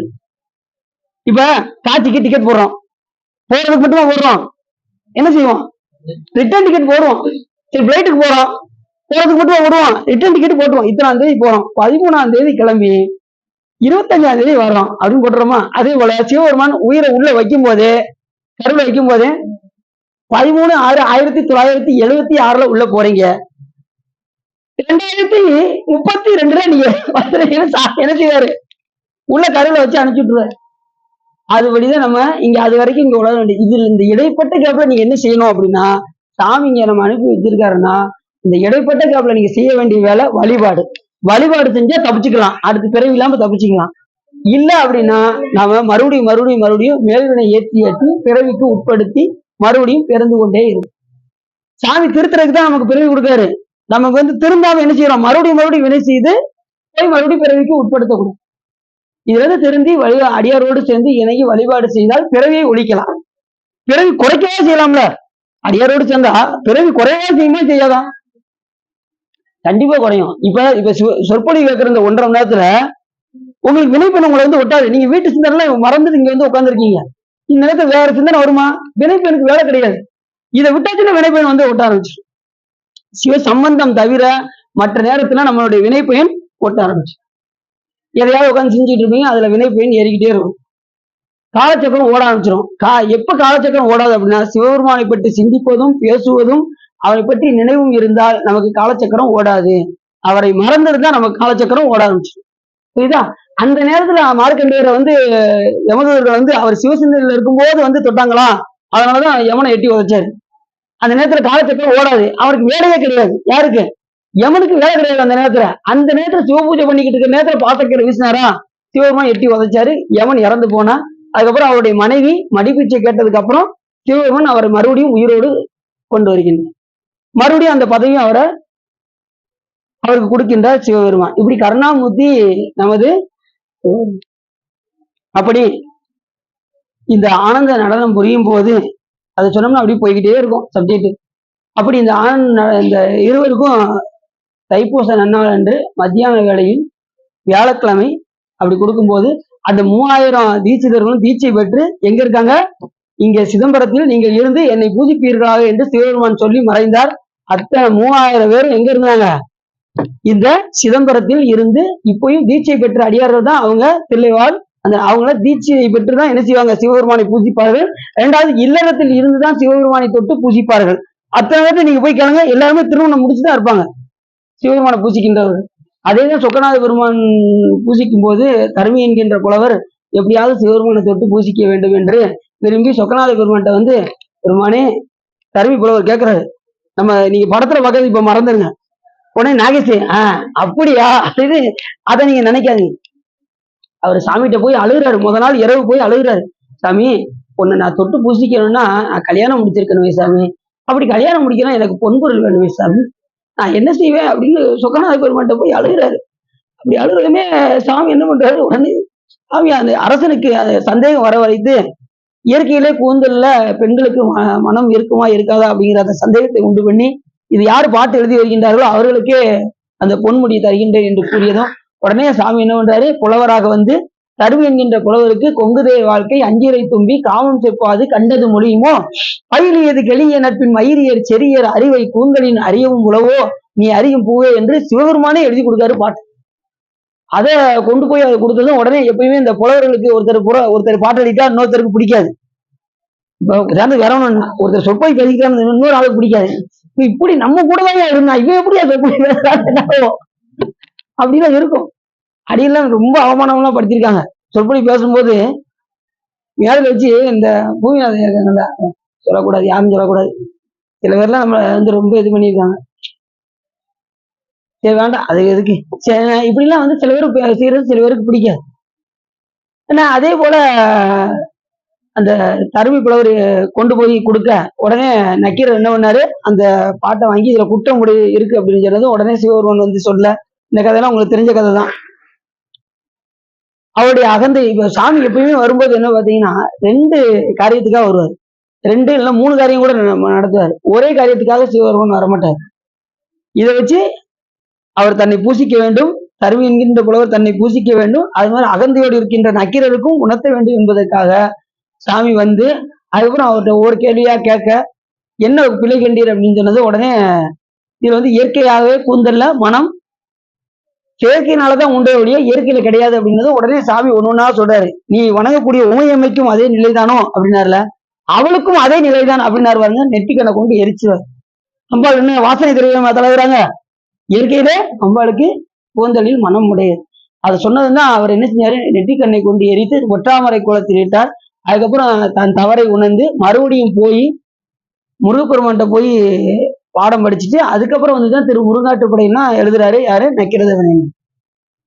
இப்படி நிறைய சிறப்புகள்லாம் நடத்துறாரு. எப்பயும் அந்த தருமிங்கிற புலவருக்கு சாமி என்ன பண்றாரு, இதை கொடுத்து செய்யல. அப்படி சாமி கருணாமூர்த்தி யாருக்கு வேண்டுவாருக்கு வேண்டுவன ஈவன் கண்ட, எது கேட்கிறோமோ அதை சாமி. அப்படி இந்த 3000 தீட்சிதர்களும் இருந்து அங்கே தில்லையிலே இருந்து வழிபாடு செய்து கொண்டிருக்கின்றார்கள். அப்பொழுது ஒரு நேரத்தில் பிரம்மா என்ன செய்கின்றார், ஒரு யாகம் செய்கின்றார். காசியில ஒரு யாகம் செய்யும் போது இந்த 3000 தீட்சிதர்களை அழைத்துக் கொண்டு நாம் எப்படியாவது அந்த யாகத்தை நடத்திவிட வேண்டும் என்று விரும்புகின்றார். அந்த தில்லையில் இருக்கக்கூடிய அந்த 3000 அந்தணர்களும் என்ன சொல்றாங்க, நாங்க வரமாட்டோம், நடராஜ பெருமானை விட்டுட்டு நாங்க அந்த யாகத்திற்கு நாங்கள் வரமாட்டோம் என்று கூறுகின்றார். அப்படி கூறியதும் உடனே எப்படியாவது அவர்களை அழைத்துக் கொண்டு செல்ல வேண்டுமே என்று மன்றாடுகின்றார் பிரம்மா. அப்படி செய்யும் போது இந்த வியாக்கரவாதம், இந்த பதஞ்சலி முனிவரும் என்ன பண்ணாங்க, நாங்க நடராஜ பெருமானை பூசித்துக் கொண்டிருக்கின்றோம், நீங்கள் சென்று வாருங்கள் என்று 3000 அந்தரர்களை அவர்களோடு அழைத்து வைத்தார்கள். இந்த 2 பேரும் யாரு, வியாக்கரவாதம் பதஞ்சலி முனிவரும். இவங்க 3000 அந்தரர்களும் எங்க போறாங்க, காசிக்கு பிரம்மாவுடைய யாகத்துக்காக போறாங்க. அது வரைக்கும் பூஜை செஞ்சது யாருன்னா வியாக்கரவாதரும் பதஞ்சலி முனிவரும் இங்கே இருந்து நடராஜ பெருமானை பூஜித்துக் கொண்டிருக்கின்றார்கள். யாகத்துக்கு போயிட்டு அவங்க அத்தனை பேருக்கு தேர் இருக்குமா, 3000 அந்தரர்களுக்கும் 2999 பேர் ஏறிட்டாங்க. ஒரு தேர்ல மட்டும் ஆள் இல்லை. ரொம்ப பயந்துட்டாரு. 3000 அந்தரர்கள் கரெக்டா கொண்டு போய் சேர்க்கணுமே, பெருமானே இப்படி ஒரு ஆள் இல்லையே, நான் என்ன செய்வேன் அப்படின்னு செஞ்சதுமே, எப்பா அந்த ஒரு ஆள் நான் தான்ப்பா அப்படின்னாராம். அந்த 3000 பேர்ல யாரு ஒருத்தரா, சிவபெருமான். ஏன்பா அங்க இருந்து வரும்போது அடியன் வந்தேன் அப்படின்னாராம். சிவபெருமான் சொன்னாராம், அந்த 3000 முனிவர்களோடு நான் வந்தேன், அந்த 3000 முனிவர்களோடு இருந்து இங்கே யாகமும் செய்தேன், இப்பொழுது 3000 அந்தனரோடு நானும் ஒருவனாக இருக்கின்றேன் அப்படின்னு சிவபெருமான் சொல்ல, அந்த 3000 ஆள் யாருன்னா சிவபெருமான். அதனாலதான் தில்லைவாழ் அந்த தம் அடியார்க்கும் அடியேன் என்று சுந்தரம் சுவாமிகள் அந்த இதை எடுத்து கொடுத்தார். அப்ப தில்லையில் பூஜை செய்யக்கூடிய அந்தனர்கள் 3000 வரல, ஒருவர் யாரு, சிவபெருமான் என்பதை மறந்துடக்கூடாது. அப்ப முதல் 63 அவர் நாயன்மார்களையும் சாமி வந்துடுறாரு பாருங்க. நாயன்மார்கள் வந்துடுறாரு, 3000 தீட்சிதர்கள் அந்தர்களையும் வந்துடுறாரு, 27 திருமுறை ஆசிரியர்களை என்னையும் ஒரு பாட்டை சேர்த்துக்கோங்கப்பா அப்படின்னு 27 ஆசிரியர்கள். சிவபெருமான் ஒரு ஆசிரியர். மதிமதி புரிசை 11வது திருமுறையில முதல் பாடல் யார் பாட்டு, சிவபெருமான் எழுதின பாட்டு. அந்த பாட்டு யாருக்கு தெரியும், என்ன எடுத்து ஒருத்தர் எழுது. 1 2 சில பேர் பாத்தீங்கன்னா இப்படி, எனக்கு பாதி தாங்க தெரியும், மீதி பாதி தெரியும். சிலர் வந்து இப்படி முக்காவாசி ஒரு 8 6 வரி தெரியும், அந்த 2 வரி மட்டும்தான். அதான் சிவபெருமான் எழுதின பாட்டெல்லாம் மனப்பாடம் பண்ணி வச்சுக்கணும். சிவபெருமான் எங்கெங்கெல்லாம் பாட்டு சொல்றாரோ அந்த இடத்தெல்லாம் நம்ம வந்து படிச்சு வச்சுக்கணும். சுந்தரம் சுவாமிகள் சொல்லும்போது பெருமையால் தம்மை ஒப்பார் பேரனலால் எம்மை பற்றார் அதை தெரிஞ்சுக்கணும். அதே மாதிரி கொங்குதை வாழ்க்கை அஞ்சியரை தும்பி சிவருமன் எழுதின பாட்டை தெரிஞ்சுக்கணும். அதே மாதிரி மதிமொழி புரிசை மாடக்கூடல் பதிவிசை நிலவு பால்நிற வரை சிறகு அன்னம் பயில் ஒளி ஆலவாயில் மன்னிய சிவன்யான் ஒளி தருமாற்றம் பருவக்கோன் மூப்படி என பாவலருக்கு ஒருமையின் உரிமையின் உதவிய ஒளிதிகள் குருமா மதிபுரை குளவிய குடையில் செருமா உகைக்கும் சேரலன் காண்க பண்பால் யாழ்வையில் பானபத்திரன் தன்போல் என்பால் அன்பன் தன்பால் காண்பது கருதி போந்தனன் மான்பொருள் கொடுத்து வரவெடுப்பது தெரிஞ்சிருக்கணும். இப்படி எண்ணற்ற பாடல்களை சிவபெருமான் ஏற்றிருக்கின்றார். அதுல முதல் பாட்டு என்ன பாட்டு? சிவபெருமான் எழுதிய மதிமொழி புரிசை. அது திருப்பாசுரமாக வரும். திருமுக பாசுரம் பேரு அதுக்கு. ஞானசம்பந்த பெருமான் அருளியது திருப்பாசுரம், சிவபெருமான் அருளியது திருமுக பாசுரம்.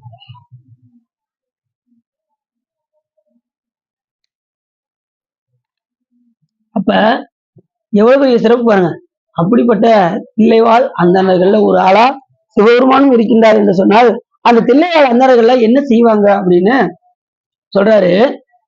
இப்பதான் நம்ம கதைக்குள்ளே வரப்போறோம். தில்லைவாழ் அந்தணர்கள் என்ன செய்வாங்க? திருவடி மறவா சீருடையாளர்கள். எந்த நேரமும் சிவபெருமானுடைய திருவடியை மறவாதவர்கள் யாரு? இந்த தில்லைவாழ் அந்த சாமியை தவிர வேற எந்த சிந்தனையும் இருக்காது. அவங்க முழுக்க முழுக்க பாத்தீங்கன்னா நீங்க சிதம்பரம் போனாலும் அந்த ஸ்படிகலிங்கத்தை பூஜை பண்ணிக்கிட்டே இருப்பாங்க. ஒரு ஆள் மாற்றி ஒரு ஆள் வந்து என்ன செய்வாங்க? அது அவங்களுக்குரிய காலம் வரும்போது அந்த சிவலிங்கத்தை சிவ பூஜை செய்வார்கள். எல்லா விதமான அபிஷேகமும் பண்ணுவாங்க. பாலெல்லாம் பாத்தீங்கன்னா லிட்டரு கணக்கா ஊற்றுவாங்க. நீங்க பாத்துருக்கீங்களா? அபிஷேகம் பண்ணும்போது நம்ம அந்த கொஞ்சம் இது பண்ணும்போது நம்ம உண்மையில அதெல்லாம் நினைக்கும் போது எனக்கு அப்படின்னு ரொம்ப இதாது. இங்க நீங்க சொக்கநாதர் அபிஷேகம் பாத்தீங்களா? அப்பதான் அடின்னு நினைச்சேன், சாமி நான் அடின்னு உனக்கு ஒண்ணுமே தெரியலையே சார், உடம்புடமா எல்லாரும் அபிஷேகம் பண்றாங்க, அடின்னு அந்த தகுதி இல்லாம இருக்கனே அப்படின்னு ரொம்ப உணர்ந்து. நம்ம நினைச்ச பண்ணலாம், ஆனா அதை மற்றவங்களை பார்க்கும்போது நம்ம எவ்வளவு இதா நம்ம சாமியை பூசிக்கிறோம் அப்படிங்கிற அந்த உணர்வு நமக்கு அப்பதான் வருது. அது மாதிரி பஞ்சாபம் பாத்தீங்கன்னா நிறைய அப்படியே நிறைய வச்சு வச்சு வச்சு வச்சு அபிஷேகம் பண்ண, அதுல ஒரு துளி கூட அடின்னு இல்லையேன்னு நினைக்கும் போது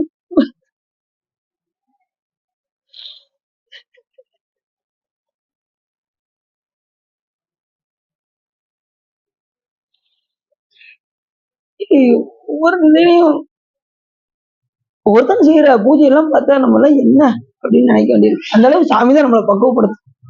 அதனால ஒருத்தனையும் காட்டுறாரு, பாரு எப்படி பூஜை பண்றாங்க பாரு அப்படின்னு சாமி காட்டுறாரு. அந்த அளவுக்கு நம்மளும் திறந்து விளங்க வேண்டும். அப்படி திருவடி மறவாத சீருடையாளர்கள் யாருன்னா இந்த தில்லைவாழ் அந்தணர்கள். எந்த நேரம் சாமி திருவடி தவிர வேற எதையும் சிந்திக்க மாட்டார்கள் அடியார்.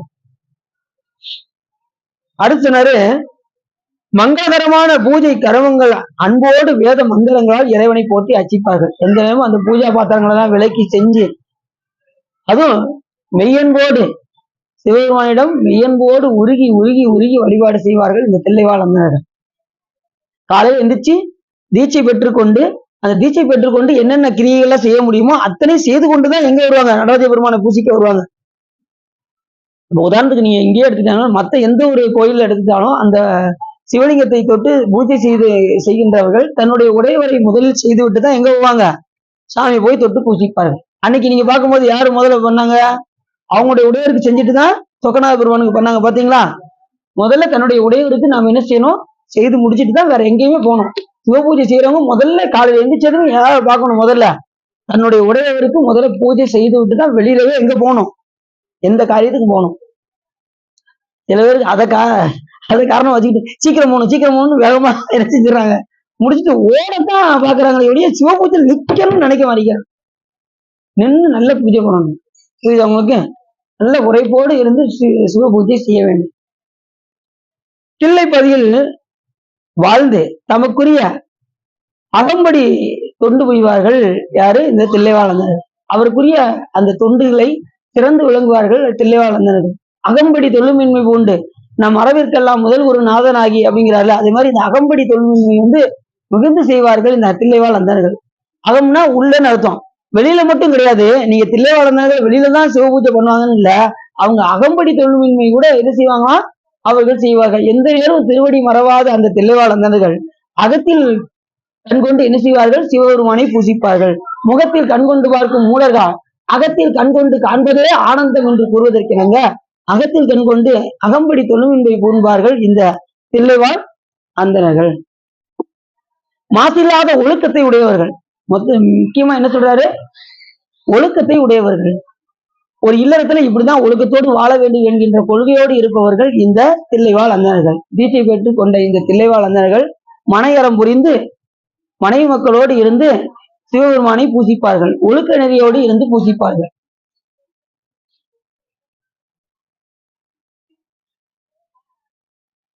இவர்கள் புனிதர்கள் என்று சொல்கின்றார். இவர்கள் ரொம்ப புனிதர்கள், மனிதர்களை காட்டும் இவர்கள் மேம்பட்டவர்கள் என்ற காரணத்தினால் இந்த தில்லைவாழந்தர்கள் புனிதர்கள். எப்படிப்பட்ட சிந்தையுடையவர்கள்? தனித்த சிந்தையுடையவர்கள். சிவபெருமானை தவிர வேற எந்த சிந்தையும் இல்லாத தனித்த சிந்தையுடையவர்கள் இந்த தில்லைவாழ் அந்தணர்கள்.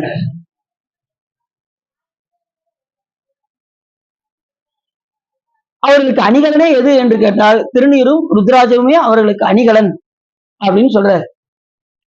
இப்ப நமக்கு எது அணிகலன்? விபூதியும் தான் நமக்கு அணி. அதே போல அவங்க அதை தவிர வேற எதையுமே அவர்கள் சிந்திக்க மாட்டார்கள் தில்லைவாழந்தர்கள். அதையே தனக்கு அணிகலன்களாக கொண்டிருப்பவர்கள். விபூதி ருத்ராஜத்தை தவிர நிறைய நகை அணிகிறேன்னு நம்ம நினைச்சிட்டோம்னா சிவபெருமான் நம்மளை தூரத்துல வச்சு பார்ப்பாரு. யாரெல்லாம் விபூதி ருத்ராஜம் தரித்து நீங்க கொஞ்சம் திருவாரூர் பக்கம் அங்கிட்டலாம் போயிட்டு பார்த்துட்டீங்கன்னு வச்சுக்கோங்க, அத்தனை பேரும் ருத்ராஜம் நிறைய பெண்ணடியாரே எப்படி போட்டுப்பாங்க தெரியுமா உங்களுக்கு? நிறைய ருத்ராஜம் போட்டு விபூதி நிறைய பூசிக்கிட்டு முகம்லாம் திருநீர் பூசும்போது முகம்லாம் திருநீரா இருக்கும். வேர்த்த கூட அப்படியே திட்டா திருநீரா தெரியும். அப்போஸ்தலர்கள் அப்படிதான் வந்தாராம். அவங்க சொந்த ஊருக்கான திரு அதிகைக்கு வரும்போது அவரை வரவேற்பதற்காக அத்தனை அடியார்கள் நின்னாங்களாம் அப்போஸ்தலர்களை அழைப்பு வரவேற்பதற்கு. அப்ப அப்போஸ்தலர்களுடைய அந்த திரு இடத்தை சேக்கிழார் சொல்லும்போது அப்படி அந்த உழவார படையை வச்சுக்கிட்டு அப்படி குனிஞ்சே வருவாராம். இப்படி குனிஞ்சு வரும்போது அந்த உடம்புல திருநீர் திட்டு திட்டா அங்கங்க திட்டு திட்டா தெரிஞ்சான். என்ன காரணம் அப்படின்னா அப்படியே அழுது அழுது அழுது அழுது அழுது சாமியை நோக்கி அவரை நினைந்து நினைந்து பூசித்து பூசி அழுது அழுது அவருடைய மேனியெல்லாம் அப்படியே திட்டு திட்டா தெரிஞ்சதான் திருநீர். அப்ப எப்படி சாமி மேல ஒன்றிருப்பாரு. சிவபெருமான நொடி பொழுது கூட மறக்க மாட்டாராம். சிந்தை இடையறாத அன்பும் திருவேணி தன்னில் அசைவும் கந்தை மிகையாம் கருத்தும் கையில் உளவார படையும் வந்திலி கண்ணீர் மலையும். கண்ணீர் வெறும் கண்ணீர் சொல்ல, கண்ணீர் மலை அப்படின்னாரு. சேக்கிழார் சொல்லும்போது எப்படி சொன்னாரு? கண்ணீர் மலையில நனைஞ்சிருப்பாராம் அப்போ சாமி. வந்திலி கண்ணீர் மலையும் வடிவில் பொலி திருநீரும் அந்தமில்லா வேடத்தை அரசும் எதிரணைய அப்படின்னு சேக்கிழார் சாமி சொல்றாரு. அந்த அளவுக்கு சாமி அப்போ சாமிகளை பார்த்தாலே நமக்கு அந்த உணர்வு வரணும். அப்படி கூங்கி குறுகி ஒரு அடியார்னா இப்படிதான் இருக்க வேண்டும் என்கின்ற அந்த உணர்வோடு இருப்பார் அப்போ சாமி. இந்த உழவாரப்படையை வச்சுக்கிட்டு எந்த நேரமும் ஒரு செகண்ட்ல எத்தனையோ 1 கிலோமீட்டருக்கு உழவாரப்படை செய்வாராம். அந்த கருதை அறுப்பாராம். நம்ம இங்க இருந்து அங்கனக்குள்ள எடுத்ததும் லேசா தொண்டு செஞ்சுட்டு டீ எப்பங்க வரும், வடை எப்ப வரும் முதல்ல அதை சொல்லுங்க முதல்ல அப்படின்னு கொஞ்ச நேரம் எனக்குள்ள எடுக்க முடியும். நம்ம என்ன செஞ்சிடறோம்? வடக்கு வருமா வராதா அப்படின்றோம். அவர் ஒரு நிமிஷத்துக்கு அவ்வளவு தூரம் பணி செய்வாராம். அதனால இனிமே நம்ம எதை பத்தியும் சிந்திக்காம உழவார நம்ம நல்லா தெரிஞ்சுக்கோங்க. ஒரு பணியில நாம ஈடுபடும் போது அதுல ஆழ்ந்து ஈடுபட்டாதான் நமக்கு வெளியில எதுவுமே நமக்கு தெரியாது. புரியுதா உங்களுக்கு? இப்ப சாதாரண நம்ம வாழ்க்கையில நீங்க எடுத்துக்கிட்டீங்கன்னு வச்சுக்கோங்களேன், நம்ம வேலையை மட்டும் கவனம் செலுத்தினீங்கன்னா மத்ததெல்லாம் தானா வரும். அது மாதிரி நீங்க உழவார பணி செய்யும் போது உங்களுடைய முழு கவனமும் உழவார பணியில மட்டும் இருந்ததுன்னா மத்ததெல்லாம் வடை டீ எல்லாமே உங்களை தேடி வரும். நீங்க எங்கேயும் போக வேண்டிய அவசியமே இல்லை. உங்க இடம் தேடி அது வந்துடும். அது மாதிரி எல்லாமே உங்களுக்கு கிடைக்கும். நீங்க பணியில மட்டும் நீங்க ஈடுபடுத்தினீங்கன்னா உங்களை தேடி எல்லாமே வரும். நீங்க எங்கேயும் போக வேண்டிய அவசியமே இல்லை. எதுல நீங்க ஆழ்ந்து உள்ள போறீங்களோ எல்லாமே உங்களுக்கு கிடைக்கும். நீங்க எது செஞ்சாலும் அதுல முழு அன்போடு செய்யணும். சாமிக்கு பணி செய்யும் போது உங்களுடைய முழு கவனம் எதுல இருக்கணும்? அந்த பணியில மட்டுமே இருக்க வேண்டுமே தவிர வேற எதுலையுமே இருக்கக்கூடாது. புரிஞ்சுச்சா? அப்படி இருந்தா சிவபெருமான் நமக்கு எல்லாமே செய்வார். இது பொதுவான இது பிராக்டிக்கலா இதுல நீங்க சொந்த வேலையை நீங்க எடுத்துட்டா கூட உங்க கவனம் முழுவதும் அதுல இருந்தா மத்ததெல்லாம் செல்வம்லாம் தானா வரும். நீங்க முழு கவனமும் அதுல செலுத்துங்க, தானா வரும். அதே போல நீங்க உழவார பணி செய்யும் போது உங்க முழு கனவும் சிவபெருமான சிந்திச்சுட்டு நீங்க வேலை பாருங்க, மத்ததெல்லாம் தானா வரும். அது அப்பன் சாமியே சொல்றாரு. தலையே நீ வணங்க தலை மாலை தலை கணிந்து தலையாலே பலி தேரும் தலைவனை தலையே நீ வணங்க அப்படின்னாரு. அவர் எதுக்கு சொல்றாரு? அகத்துக்கு சொல்றாரு, புறத்துல சொல்லல. புறத்துக்கும் அகத்துக்கும் சேர்ந்து சொல்லக்கூடிய ஒரு பாடல் எதுன்னா இந்த தலையை நீ வணங்கை பாட்டு. நான் உன்னை மறந்து நான் என்ன செய்வேன், நான் இங்க பணி செஞ்சுக்கிட்டு இருப்பேன். அதனால தலையே நீ உள்ளுக்குள்ள நீ வழிபாடு பண்றிய, அகத்துல செய்யக்கூடிய அகத்துக்கு சொல்றாரு, தலையே நீ உள்ள சும்மா இருக்காத, சிவபெருமான நினைச்சு தலையை நீ வணங்கு, கண்ணால அவரை காணு, வாயால வாழ்த்து, நெஞ்சால நின, இது காலால வளம் வா அப்படின்னு எதுக்கு சொல்றாரு, உள்ளுக்குள்ள சொல்றாரு. அப்போ சாமி நான் ஏன்னா வெளியில புறத்துல பணி செய்யும் போது நம்ம என்ன செஞ்சிருவோம், நம்மளோட சிந்தனை வேற எங்கேயும் போவதற்கான வாய்ப்புகள் இருக்கு. ஆகையினால நீ உள்ளுக்குள்ள என்ன செய்ய, தலையே நீ வணங்கு, அவரை கண்ணால காணு அப்படின்னு உள்ளுக்குள்ள சொல்றாரு. அப்போ சொல்ல புரியுதா உங்களுக்கு? அந்த அளவுக்கு நம்ம உள்ள ஆழ்ந்து நாம சாமி கிட்ட உள்ள போகணும். எதுல நீங்க வழிபாடு செய்தாலும் முழு கவனமும் சிவபெருமானிடம் இருந்தால் மற்றதெல்லாம் தானாக வரும் என்பதை மட்டும் நீங்க மறந்துட கூடாது. அப்படி அகம் தொழும்பு செய்வார்கள் இந்த தில்லைவாழ் அந்தணர்கள்.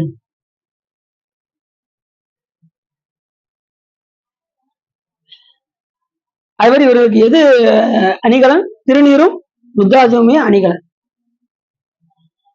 5 பவுனுங்க, 5 பவுனு 10 பவுனு இப்படி நம்ம சொல்லி காமிச்சுக்கிட்டு இருந்தோம்னு வச்சுக்கோங்க. சிவபெருமான் ரொம்ப தூரத்துல இருப்பான். நீ 5 பவுனாயா, நீ எத்தனை ஒன்னாலும் போடுவையா அப்படின்னு சாமி எப்படி இருப்பாரு, தொலைவில் இருக்கு. மணியக்கு அணியும் அரண் நஞ்சும் அஞ்சி மருகி விண்ணோருக்கு பணிய கருணை தரும் பரன் இல்லை அண்ணாதிரத்து துணிய கருவது இன்றே துணி குறைவா நிறைவொன் அணிய கருதுகின்றார் பலர் மேன்மையில் அயலவரே அப்படிங்கிறாரு. யாரு? மாணிக்கவாசகர் பெருமான் சொல்றாரு. நிறைய பொண்ணு அணியணும்னு நினைக்கிறவங்களுக்கு சிவபெருமான் அயலவராக இருப்பார். யாரு விபூதி ருத்ராஜம் தரித்து இன்றே இந்த துறைக்கு வருகின்றார்களோ அவர்களுக்கு சிவபெருமான் அண்மையில் இருப்பார். நாம அண்மையில் இருப்பதும் அயலவரா இருப்பதும் நாம நடந்து கொள்கின்ற விதத்தை பொறுத்து இருக்கு. இது அவங்களுக்கு. அதனால எதை அணியணும்? விபூதியும் ருத்ராஜமுமே நமக்கு அணிகலன். தில்லைவாழ் அந்தணர்களுக்கும் அதே அணிகலன். தானமும் தவமும் அவர்கள் சிறப்பாக செய்வார்கள். தானமும் தவமும் செய்வார். தனக்கு இதை விட ஒரு பரிசு நமக்கு ஒன்று இல்லை, சிவபெருமானை பூஜிப்பதை தவிர இந்த உலகத்தில் வேறு ஒன்றும் இல்லை என்று நினைப்பவர்கள் இந்த தில்லைவாழ் அந்தணர். இதுவே நமக்கு கிடைக்கப்பட்ட பெரும் பேரு. அவரை பூஜிப்பதற்கு கொடுக்கப்பட்ட இந்த பிறவியை நல்லபடியாக பயன்படுத்த வேண்டும் என்று இந்த தில்லைவாழ் அந்தணர்கள், நீங்க அங்க போயிட்டீங்கன்னு வச்சுக்கோங்களேன், அடுத்தடுத்து தீட்சிதர் வந்துகிட்டே இருப்பாங்க. ஒவ்வொரு காலத்துக்கும் வந்து அவங்க காலத்தை கரெக்டா இப்போ வரைக்கும், அப்ப இருந்து இப்போ வரைக்கும் கரெக்டா அவங்க பணியை செஞ்சுக்கிட்டே இருக்காங்க. காலம் தாழ்த்தவே மாட்டாங்க. அவங்க லீவு போட மாட்டாங்க நம்மள மாதிரிலாம். சாமி எனக்கு 2 நாள் லீவ் வேணும், நான் வெளியூர் போக வேண்டியிருக்கு அப்படின்னு இருக்க மாட்டாங்க. இன்னொன்னுன்னா இவங்களுக்கு இருக்கக்கூடிய பிள்ளைகளுக்கு பிள்ளைகளுடைய எல்லையை தாண்டி இவர்கள் என்ன செய்ய மாட்டாங்க, பிள்ளைய கெட்டி கொடுக்க மாட்டாங்க. தில்லைவாழ் அந்தணர்கள் நல்லா தெரிஞ்சுக்கோங்க, தில்லைக்கு எல்லையாக சென்று இவர்கள் மாப்பிள்ளை தேட மாட்டாங்க. தில்லைக்கு உள்ளேயே என்ன செய்வாங்க, தீட்சிதர்களை பார்த்து கட்டி கொடுப்பாங்க. அப்படிப்பட்டவர்கள் இந்த தில்லைவாழ் அந்தணர். புரிஞ்சுச்சா? அப்புறம் முத்தி எப்பயும் 4 வேதங்கள் 6 அங்கம் இதையெல்லாம் கற்றவர்கள் இந்த தில்லைவாழ் அந்தணர்கள். 4 வேதங்கள் தெரியுமா அவங்களுக்கு? ரிக், யசு, சாம, அதர்வண வேதங்கள் முறையாக பயின்று சிவபெருமானுக்கு அதை ஓதி வழிபாடு செய்வார்கள். அடுத்து 6 அங்கம் என்பது சிசை, வியாக்கரணம், நிருக்தம், கல்பம், சந்தா, ஜோதிடம், இவை எல்லாம் கற்று உணர்ந்தவர்கள் இந்த தில்லைவாழ் அந்தணர்கள். பாருங்க, 6 அங்கத்துல ஜோதிடம் 1. அப்ப ஜோதிடம் கடைபிடிச்சிடலாமா? ஜோதிடத்தை பிடிச்சிக்கலாமா? ஜோதிடத்தை நீங்க எப்ப எடுக்கணும்னா, ஒரு திருமணம், ஒரு முக்கியமான காரணத்துக்கு மட்டும் பார்த்துட்டு மற்ற நேரத்தில் நினைச்சுக்கணும், அப்படி ஓரத்துல வச்சுட்டு நீ வாட்டு உங்க வழிபாடை செஞ்சுக்கிட்டே இருக்கணும். வழிபாடு செய்து கொண்டே இருந்தால் சிவபெருமான் எல்லாவற்றையும் என்ன செஞ்சிருவாரு, உங்க இது எல்லாத்தையும் மாத்திடுவாரு. நம்ம உச்சி அமையா இருக்காங்கல்ல, அவங்க ஜாதகத்தை நீங்க இப்ப போய் நீங்க யார்ட்டையா கொடுத்தீங்கன்னு வச்சுக்கோங்க, இவர் இறந்து புல்லு முளைச்சிருக்குங்க அப்படிம்பாங்க. ஆனா இப்ப உயிரோடு இருக்காரு, வயசு 86ஆவது, 60 வயசுல அவருடைய இது முடிஞ்சிருச்சு. ஆனா அவர் 63 நாயன்மார்களுக்கு பூஜை செஞ்ச காரணத்தினால, நல்லா தெரிஞ்சுக்கோங்க, 63 நாயன்மார்களுக்கும் தொடர்ந்து அந்த குரு பூஜையை தொடர்ந்து நடத்தி வந்த காரணத்தினால் இன்னும் அவர் உயிரோட. புரியுது அவங்களுக்கு? எவ்வளவு பெரிய சிறப்பு பாருங்க. எல்லா சொற்களையும் ஐயா சொல்லுவாங்க, நான் இன்னைக்கு உயிரோட இருக்கேன்னா 63 நாயன்மார்களுக்கு பூஜை செய்யறதுனாலதான் இன்னும் உயிரோட இருக்கேன் அப்படின்னே சொல்லுவாங்க. இந்த ஜாதகத்தை போய் கேட்டா இவருக்கு இறந்து புல்லு முளைச்சிருக்கும் அப்படின்னாங்க. அவர் ஜாதகத்தை கொண்டு போய் அவரே காமிச்சதுக்கு அப்படி சொன்னாங்களாம். அப்ப எவ்வளவு பெரிய சிறப்பு பாருங்க. அப்ப அடியார்களை நாம் பூஜித்தால் நம்மளுடைய வாழ்நாள் கூடும் என்பதை மறந்துடக்கூடாது. புரிஞ்சிச்சு அவங்களுக்கு? அடியார்களை பூஜித்தால் வாழ்நாள் போதும். அதே மாதிரி ஓதுதல், ஓதுவித்தல், வேட்டல், வேட்டுவித்தல், ஈதல், ஏற்றல், இந்த 6 வகையும் செய்யக்கூடியவர்கள் இந்த தில்லைவாழ் அந்தர்கள். ஓதுவாங்க, பிறர் ஓதுவிப்பாங்க. அவங்களோடு மட்டும் இல்லாம மற்ற தீட்சிதர்களுக்கும் அவங்க தீட்சை பெற்றுக்கொண்டு அவர்களை ஓதுவிப்பார்கள், வேள்வி நடத்துவார்கள், பிறருக்கு வேள்வியை சொல்லிக் கொடுப்பார்கள். அப்புறம் ஒரு பொருளை பிறருக்கு அவங்களுக்குள்ளே கொடுத்து அவங்களே ஏற்றுக்கொள்வார்கள். ஈதல், ஏற்றல் போன்ற செயல்கள் எல்லாம் ஈடுபட்டு இருப்பார்கள் இந்த தில்லைவாழ் அந்தணர்கள். அது மாதிரி தானும் தவத்தில் சிறந்து விளங்குகின்றவர்கள். அப்புறம் ஊனம் ஒன்றும் இல்லாதவர்கள். ஊனம் ஒன்றும் இல்லாதன்னா அந்த அளவுக்கு அவர்கள் சிறப்புடையவர்கள். இந்த உலகத்துல வேற எதையுமே பொருளாக மதிக்காமல் சிவபெருமான் ஒருவரே முழுமுதற் பொருள் என்று அறிந்து அவரையே நினைந்து நினைந்து தொண்டு செய்யக்கூடியவர்கள் இந்த தில்லைவாழ். அந்த தில்லையிலே இருந்து நடராஜ பெருமானை பூஜித்துக் கொண்டு இருப்பவர்கள் இந்த தில்லைவாழ் அந்தணர்கள். மானமும் பொறையும் உடைய மனையரம்பு உண்டு வாழ்பவர்கள். மானம், பொறை, பொறாமை இல்லாம பொறுமையோடு இருந்து சிவபெருமானை பூஜித்து மனையறத்தில் இருந்து கொண்டு நல்லறம் புரிந்து கொண்டு சிவபெருமானை பூஜிப்பார்கள் இந்த தில்லைவாழ் அந்தணர்கள். புரிஞ்சுச்சா? அப்படிப்பட்டவர்கள் இந்த தில்லைவாழ் அந்தணர்கள். எவ்வளவு சொல்றாரு சைக்கிளா சாமி, கிட்டத்தட்ட இன்னைக்கு ஒரு 10 பாட்டுக்கு சொல்லியிருக்காரு. அது சுருக்கிறது தான் உங்களுக்கு இப்ப நான் அடி என்ன செஞ்சிருக்கேன். இப்படி தில்லைவாழ் அந்தணர்களை பூசிக்கக்கூடிய ஒரு பெரும் பேரு. நம்ம அதெல்லாம் குரு பூஜை எல்லாம் நடத்தி அதை சிறப்பா நம்ம நடத்தணும். இந்த தில்லைவாழ் அந்தணர்கள் தனி அடியார்கள்ல வரமாட்டாங்க. இவங்க தொகையடியார்கள் என்று பெயர். தில்லைவாழ் அந்தணர் பொய்யடிமை இல்லாத புலவர்கள், பக்தராய் பணிவார்கள், பரமனையை பாடுவார்கள், சித்தத்தை சிவன்பாலை வைத்தவர்கள், திருவாரூர் பிறந்தவர்கள், முப்போதும் திருமையை தீண்டுபவர்கள், முழுநீர் பூசிய முனிவர்கள், அப்பாலும் அடி சார்ந்தார்கள். இப்படி எல்லாருமே தொகையடியார்கள் என்று பெயர். அதுல தலைமையாக விளங்கக்கூடியவர்கள் இந்த தில்லைவாழ் அந்தணர்கள். இவெல்லாம் இப்ப தொகையடியாருக்குன்னு தனியாக இப்ப பூஜை நடந்தது பாத்தீங்களா? தில்லைவாழ் அந்தணன் சொல்லும் போது இந்த தொகையடியாருக்கு எல்லாருக்கும் சேர்ந்தே வைப்பாங்க. அந்த குரு பூஜை நடத்தும் போது தில்லைவாழ் அந்தணன் சொல்லியாச்சுனாலே அந்த தொகையடியார் அத்தனை பேருக்கும் வச்சிடும். ஏன்னா உங்களுக்கு தெரிஞ்ச விஷயம், தில்லைவாழ் அந்தணன் 3000 பேரு. அப்புறம் பக்தராய் பணிவார்கள், பொய்யடிமை இல்லாத புலவர்கள் யாருன்னா தெரியுதா? பொய்யடிமை இல்லாத புலவர்கள் யாரு? எல்லாம் எப்படி யோசிக்கிறாங்க? அதாவது முதல் சங்க காலத்துல நல்லா தெரியும். முதல் சங்க காலத்துல சிவபெருமான் தலைமையேற்று அரசராக இருக்கும் போது தமிழ்ச்சங்கம் வளர்க்கும் போது 4499 புலவர்கள் இருந்தாங்க. 4499. அதுக்கப்புறம் முருகப்பெருமான் ஆட்சி செய்யும் போது 449. கடைசி சங்க காலத்துல வெறும் 49 புலவர்கள் இருந்தாங்க. யாரு? அகத்திய மாமுனிவர் இருக்கும்போது. முதல் சங்க காலத்துல 4409 49, இடைச்சங்க காலத்துல 449, கடைச்சங்க காலத்துல 49 புலவர். அவங்கதான் பொய்யடிமை இல்லாத புலவர். எங்க? மதுரை எம்பதியில கொஞ்சம். அதே மாதிரி பக்தராய் பணிவார்கள் எல்லாத்தையும் சொல்றாரு சுந்தரம் சாமி சொல்லும்போது. பக்தராய் யாரெல்லாம் சிவபெருமானுக்கு பக்தரா இருக்காங்களோ அவங்களுக்கு எல்லாம் அடி. பரமனையே பாடுவார்கள் யாரெல்லாம் சிவபெருமானை போற்றி பாடுகின்றார்களோ அவர்களுக்கு அடி. சித்தத்தை யாரு சிவபெருமானை தவிர வேற எதையும் சிந்திக்காம இருக்கின்றார்களோ அவர்களுக்கு அடி. திருவாரூர் பிறந்தார்கள் சொல்லும் போது அங்க யாரை குறிக்கும்? திருவாரூர்ல யார் இருந்தா? சிவகணங்கள்லாம் அப்ப வரும்போது, திருவாரூருக்கு வரும்போது சிவகணங்கள் கூட வந்தாங்க. அவங்க இருக்கின்ற ஏரியால யாரு பிறக்கின்றார்களோ அவர்களுக்கு யான் அடியேன் அப்படிங்கிறாரு. புரியுது அவங்களுக்கு? மற்ற இடத்துல பிறக்கிறவங்க கிடையாது. திருவாரூர்ல அந்த சிவகணங்கள் இருக்கின்ற ஏரியாவை தான் சொல்லுவாங்க. மற்ற எல்லா இடத்தையும் சொல்ல மாட்டாங்க. அப்படி திருவாரூர் பிறந்தார்கள் எல்லாருக்கும் அடியேன். திருவாரூர் பிறந்தார்கள் எல்லாருக்கும் அடியேன். முப்போதும் திருமையை தீண்டுவார். சாமியை தொட்டு 3 காலம் பூசிக்கின்ற முனிவர்கள் இருக்காங்களா அவங்களுக்கு அடியேனார். முழுநீர் பூசிய முனிவருக்கும் அடி. முழுநீர்னா என்ன அர்த்தம்? 30 திருமேனி தீண்டுவர்னா சிவபெருமானை 3 காலம் பூசிக்கின்றவர்கள். முழுநீர் பூசிய முனிவர்கள்னா முழு நீர்னா நடக்க செய்வீங்க. முழு நீரு புரிஞ்சுச்சா? இந்த கொஞ்சம் தான் வச்சுக்கிட்டு போங்க அடிக்கிறாங்கல்ல இப்படி அன்னைக்கு அப்படிதான் கோயில பாக்கேன். அப்படி பூச்சிட்டு பூன்னு ஊதிடுறாங்க. அப்படி நான் அடிக்கணும் போய் சொன்னேன், இப்படிலாம் ஊதக்கூடாது, தண்ணீரை ரொம்ப பாதுகாப்பா இருக்கணும், எங்க கீழே சிந்தக்கூடாது. பார்த்த இடத்துல சொன்னேன். சில பேர் கேட்டுக்கிறாங்க, சில பேர் உங்க வேலையை பாருங்க அப்படின்றாங்க. அதுக்காக சொல்லவும் பயமா இருக்கு. அதனால சிவபெருமான் அவங்களை உணர்த்தணும். அதனாலதான் நீங்க கொஞ்சம் நேரம் வச்சுக்கிட்டீங்கன்னா அதுக்கு தகுந்த மாதிரி பலன் தான் கிடைக்கும். முழு நீர் பூசினாதான் முழு பலனும் கிடைக்கும். புரியுதா உங்களுக்கு? உங்களுக்கு முழு பலன் வேணும்னா முழு நீர் பூசுங்க. இல்ல எனக்கு கொஞ்ச நேரம் கிடைச்சா போதுங்க அப்படின்னா உங்க விருப்பம். அப்படி பூசக்கூடாது, ரூல்ஸும் கிடையாது. அதனால சாமி 6 அங்குலம் படைச்சிருக்காருல்ல, அப்ப 6 அங்குலத்தை என்ன செய்யணும்? முழு நீர் பூசிய முனிவர். அப்பாலும் அடி சார்ந்தார். யாரு?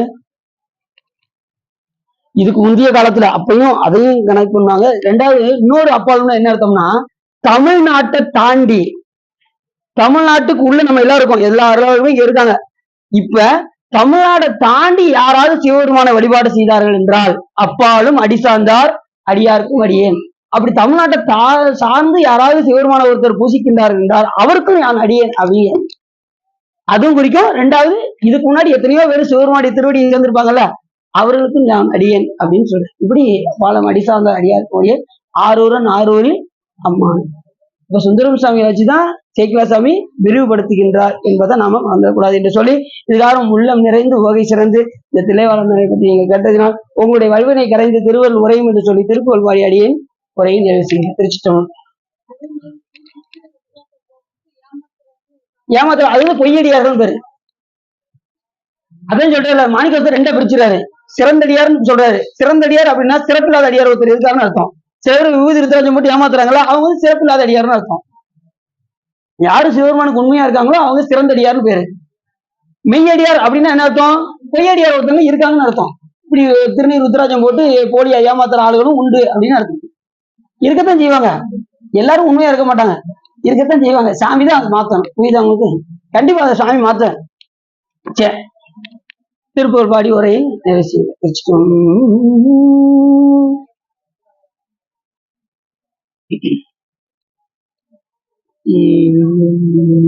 என்ன பாட நாவேறு பாமனத்த பாதாரமே நினைந்து நாளாறு நாள் பற்று வகையான நாளாறு மாகமத்தில் நூலாய ஞான முக்தி நாள்தோறும் நான் உரைத்த நெறியாக நீ வேறனாதிருக்க நான் வேறு எனாதிருக்க நேராக வாழ்வதற்கும் அருள் கூற நீடார் சடாதரத்தில் மீதே பராபரத்தை நீ காண்யன் ஆவனை சொல் அருள்வாயே தேவேர் மீச சுற்ற மாஞான போத புத்தி சீராகவே உரைத்த குருநாதா தேரார்கள் நாடு சுட்ட தூரார்கள் மாலை வெட்டு தீராகு காகுரத்தி மணவாளாகாவேரினே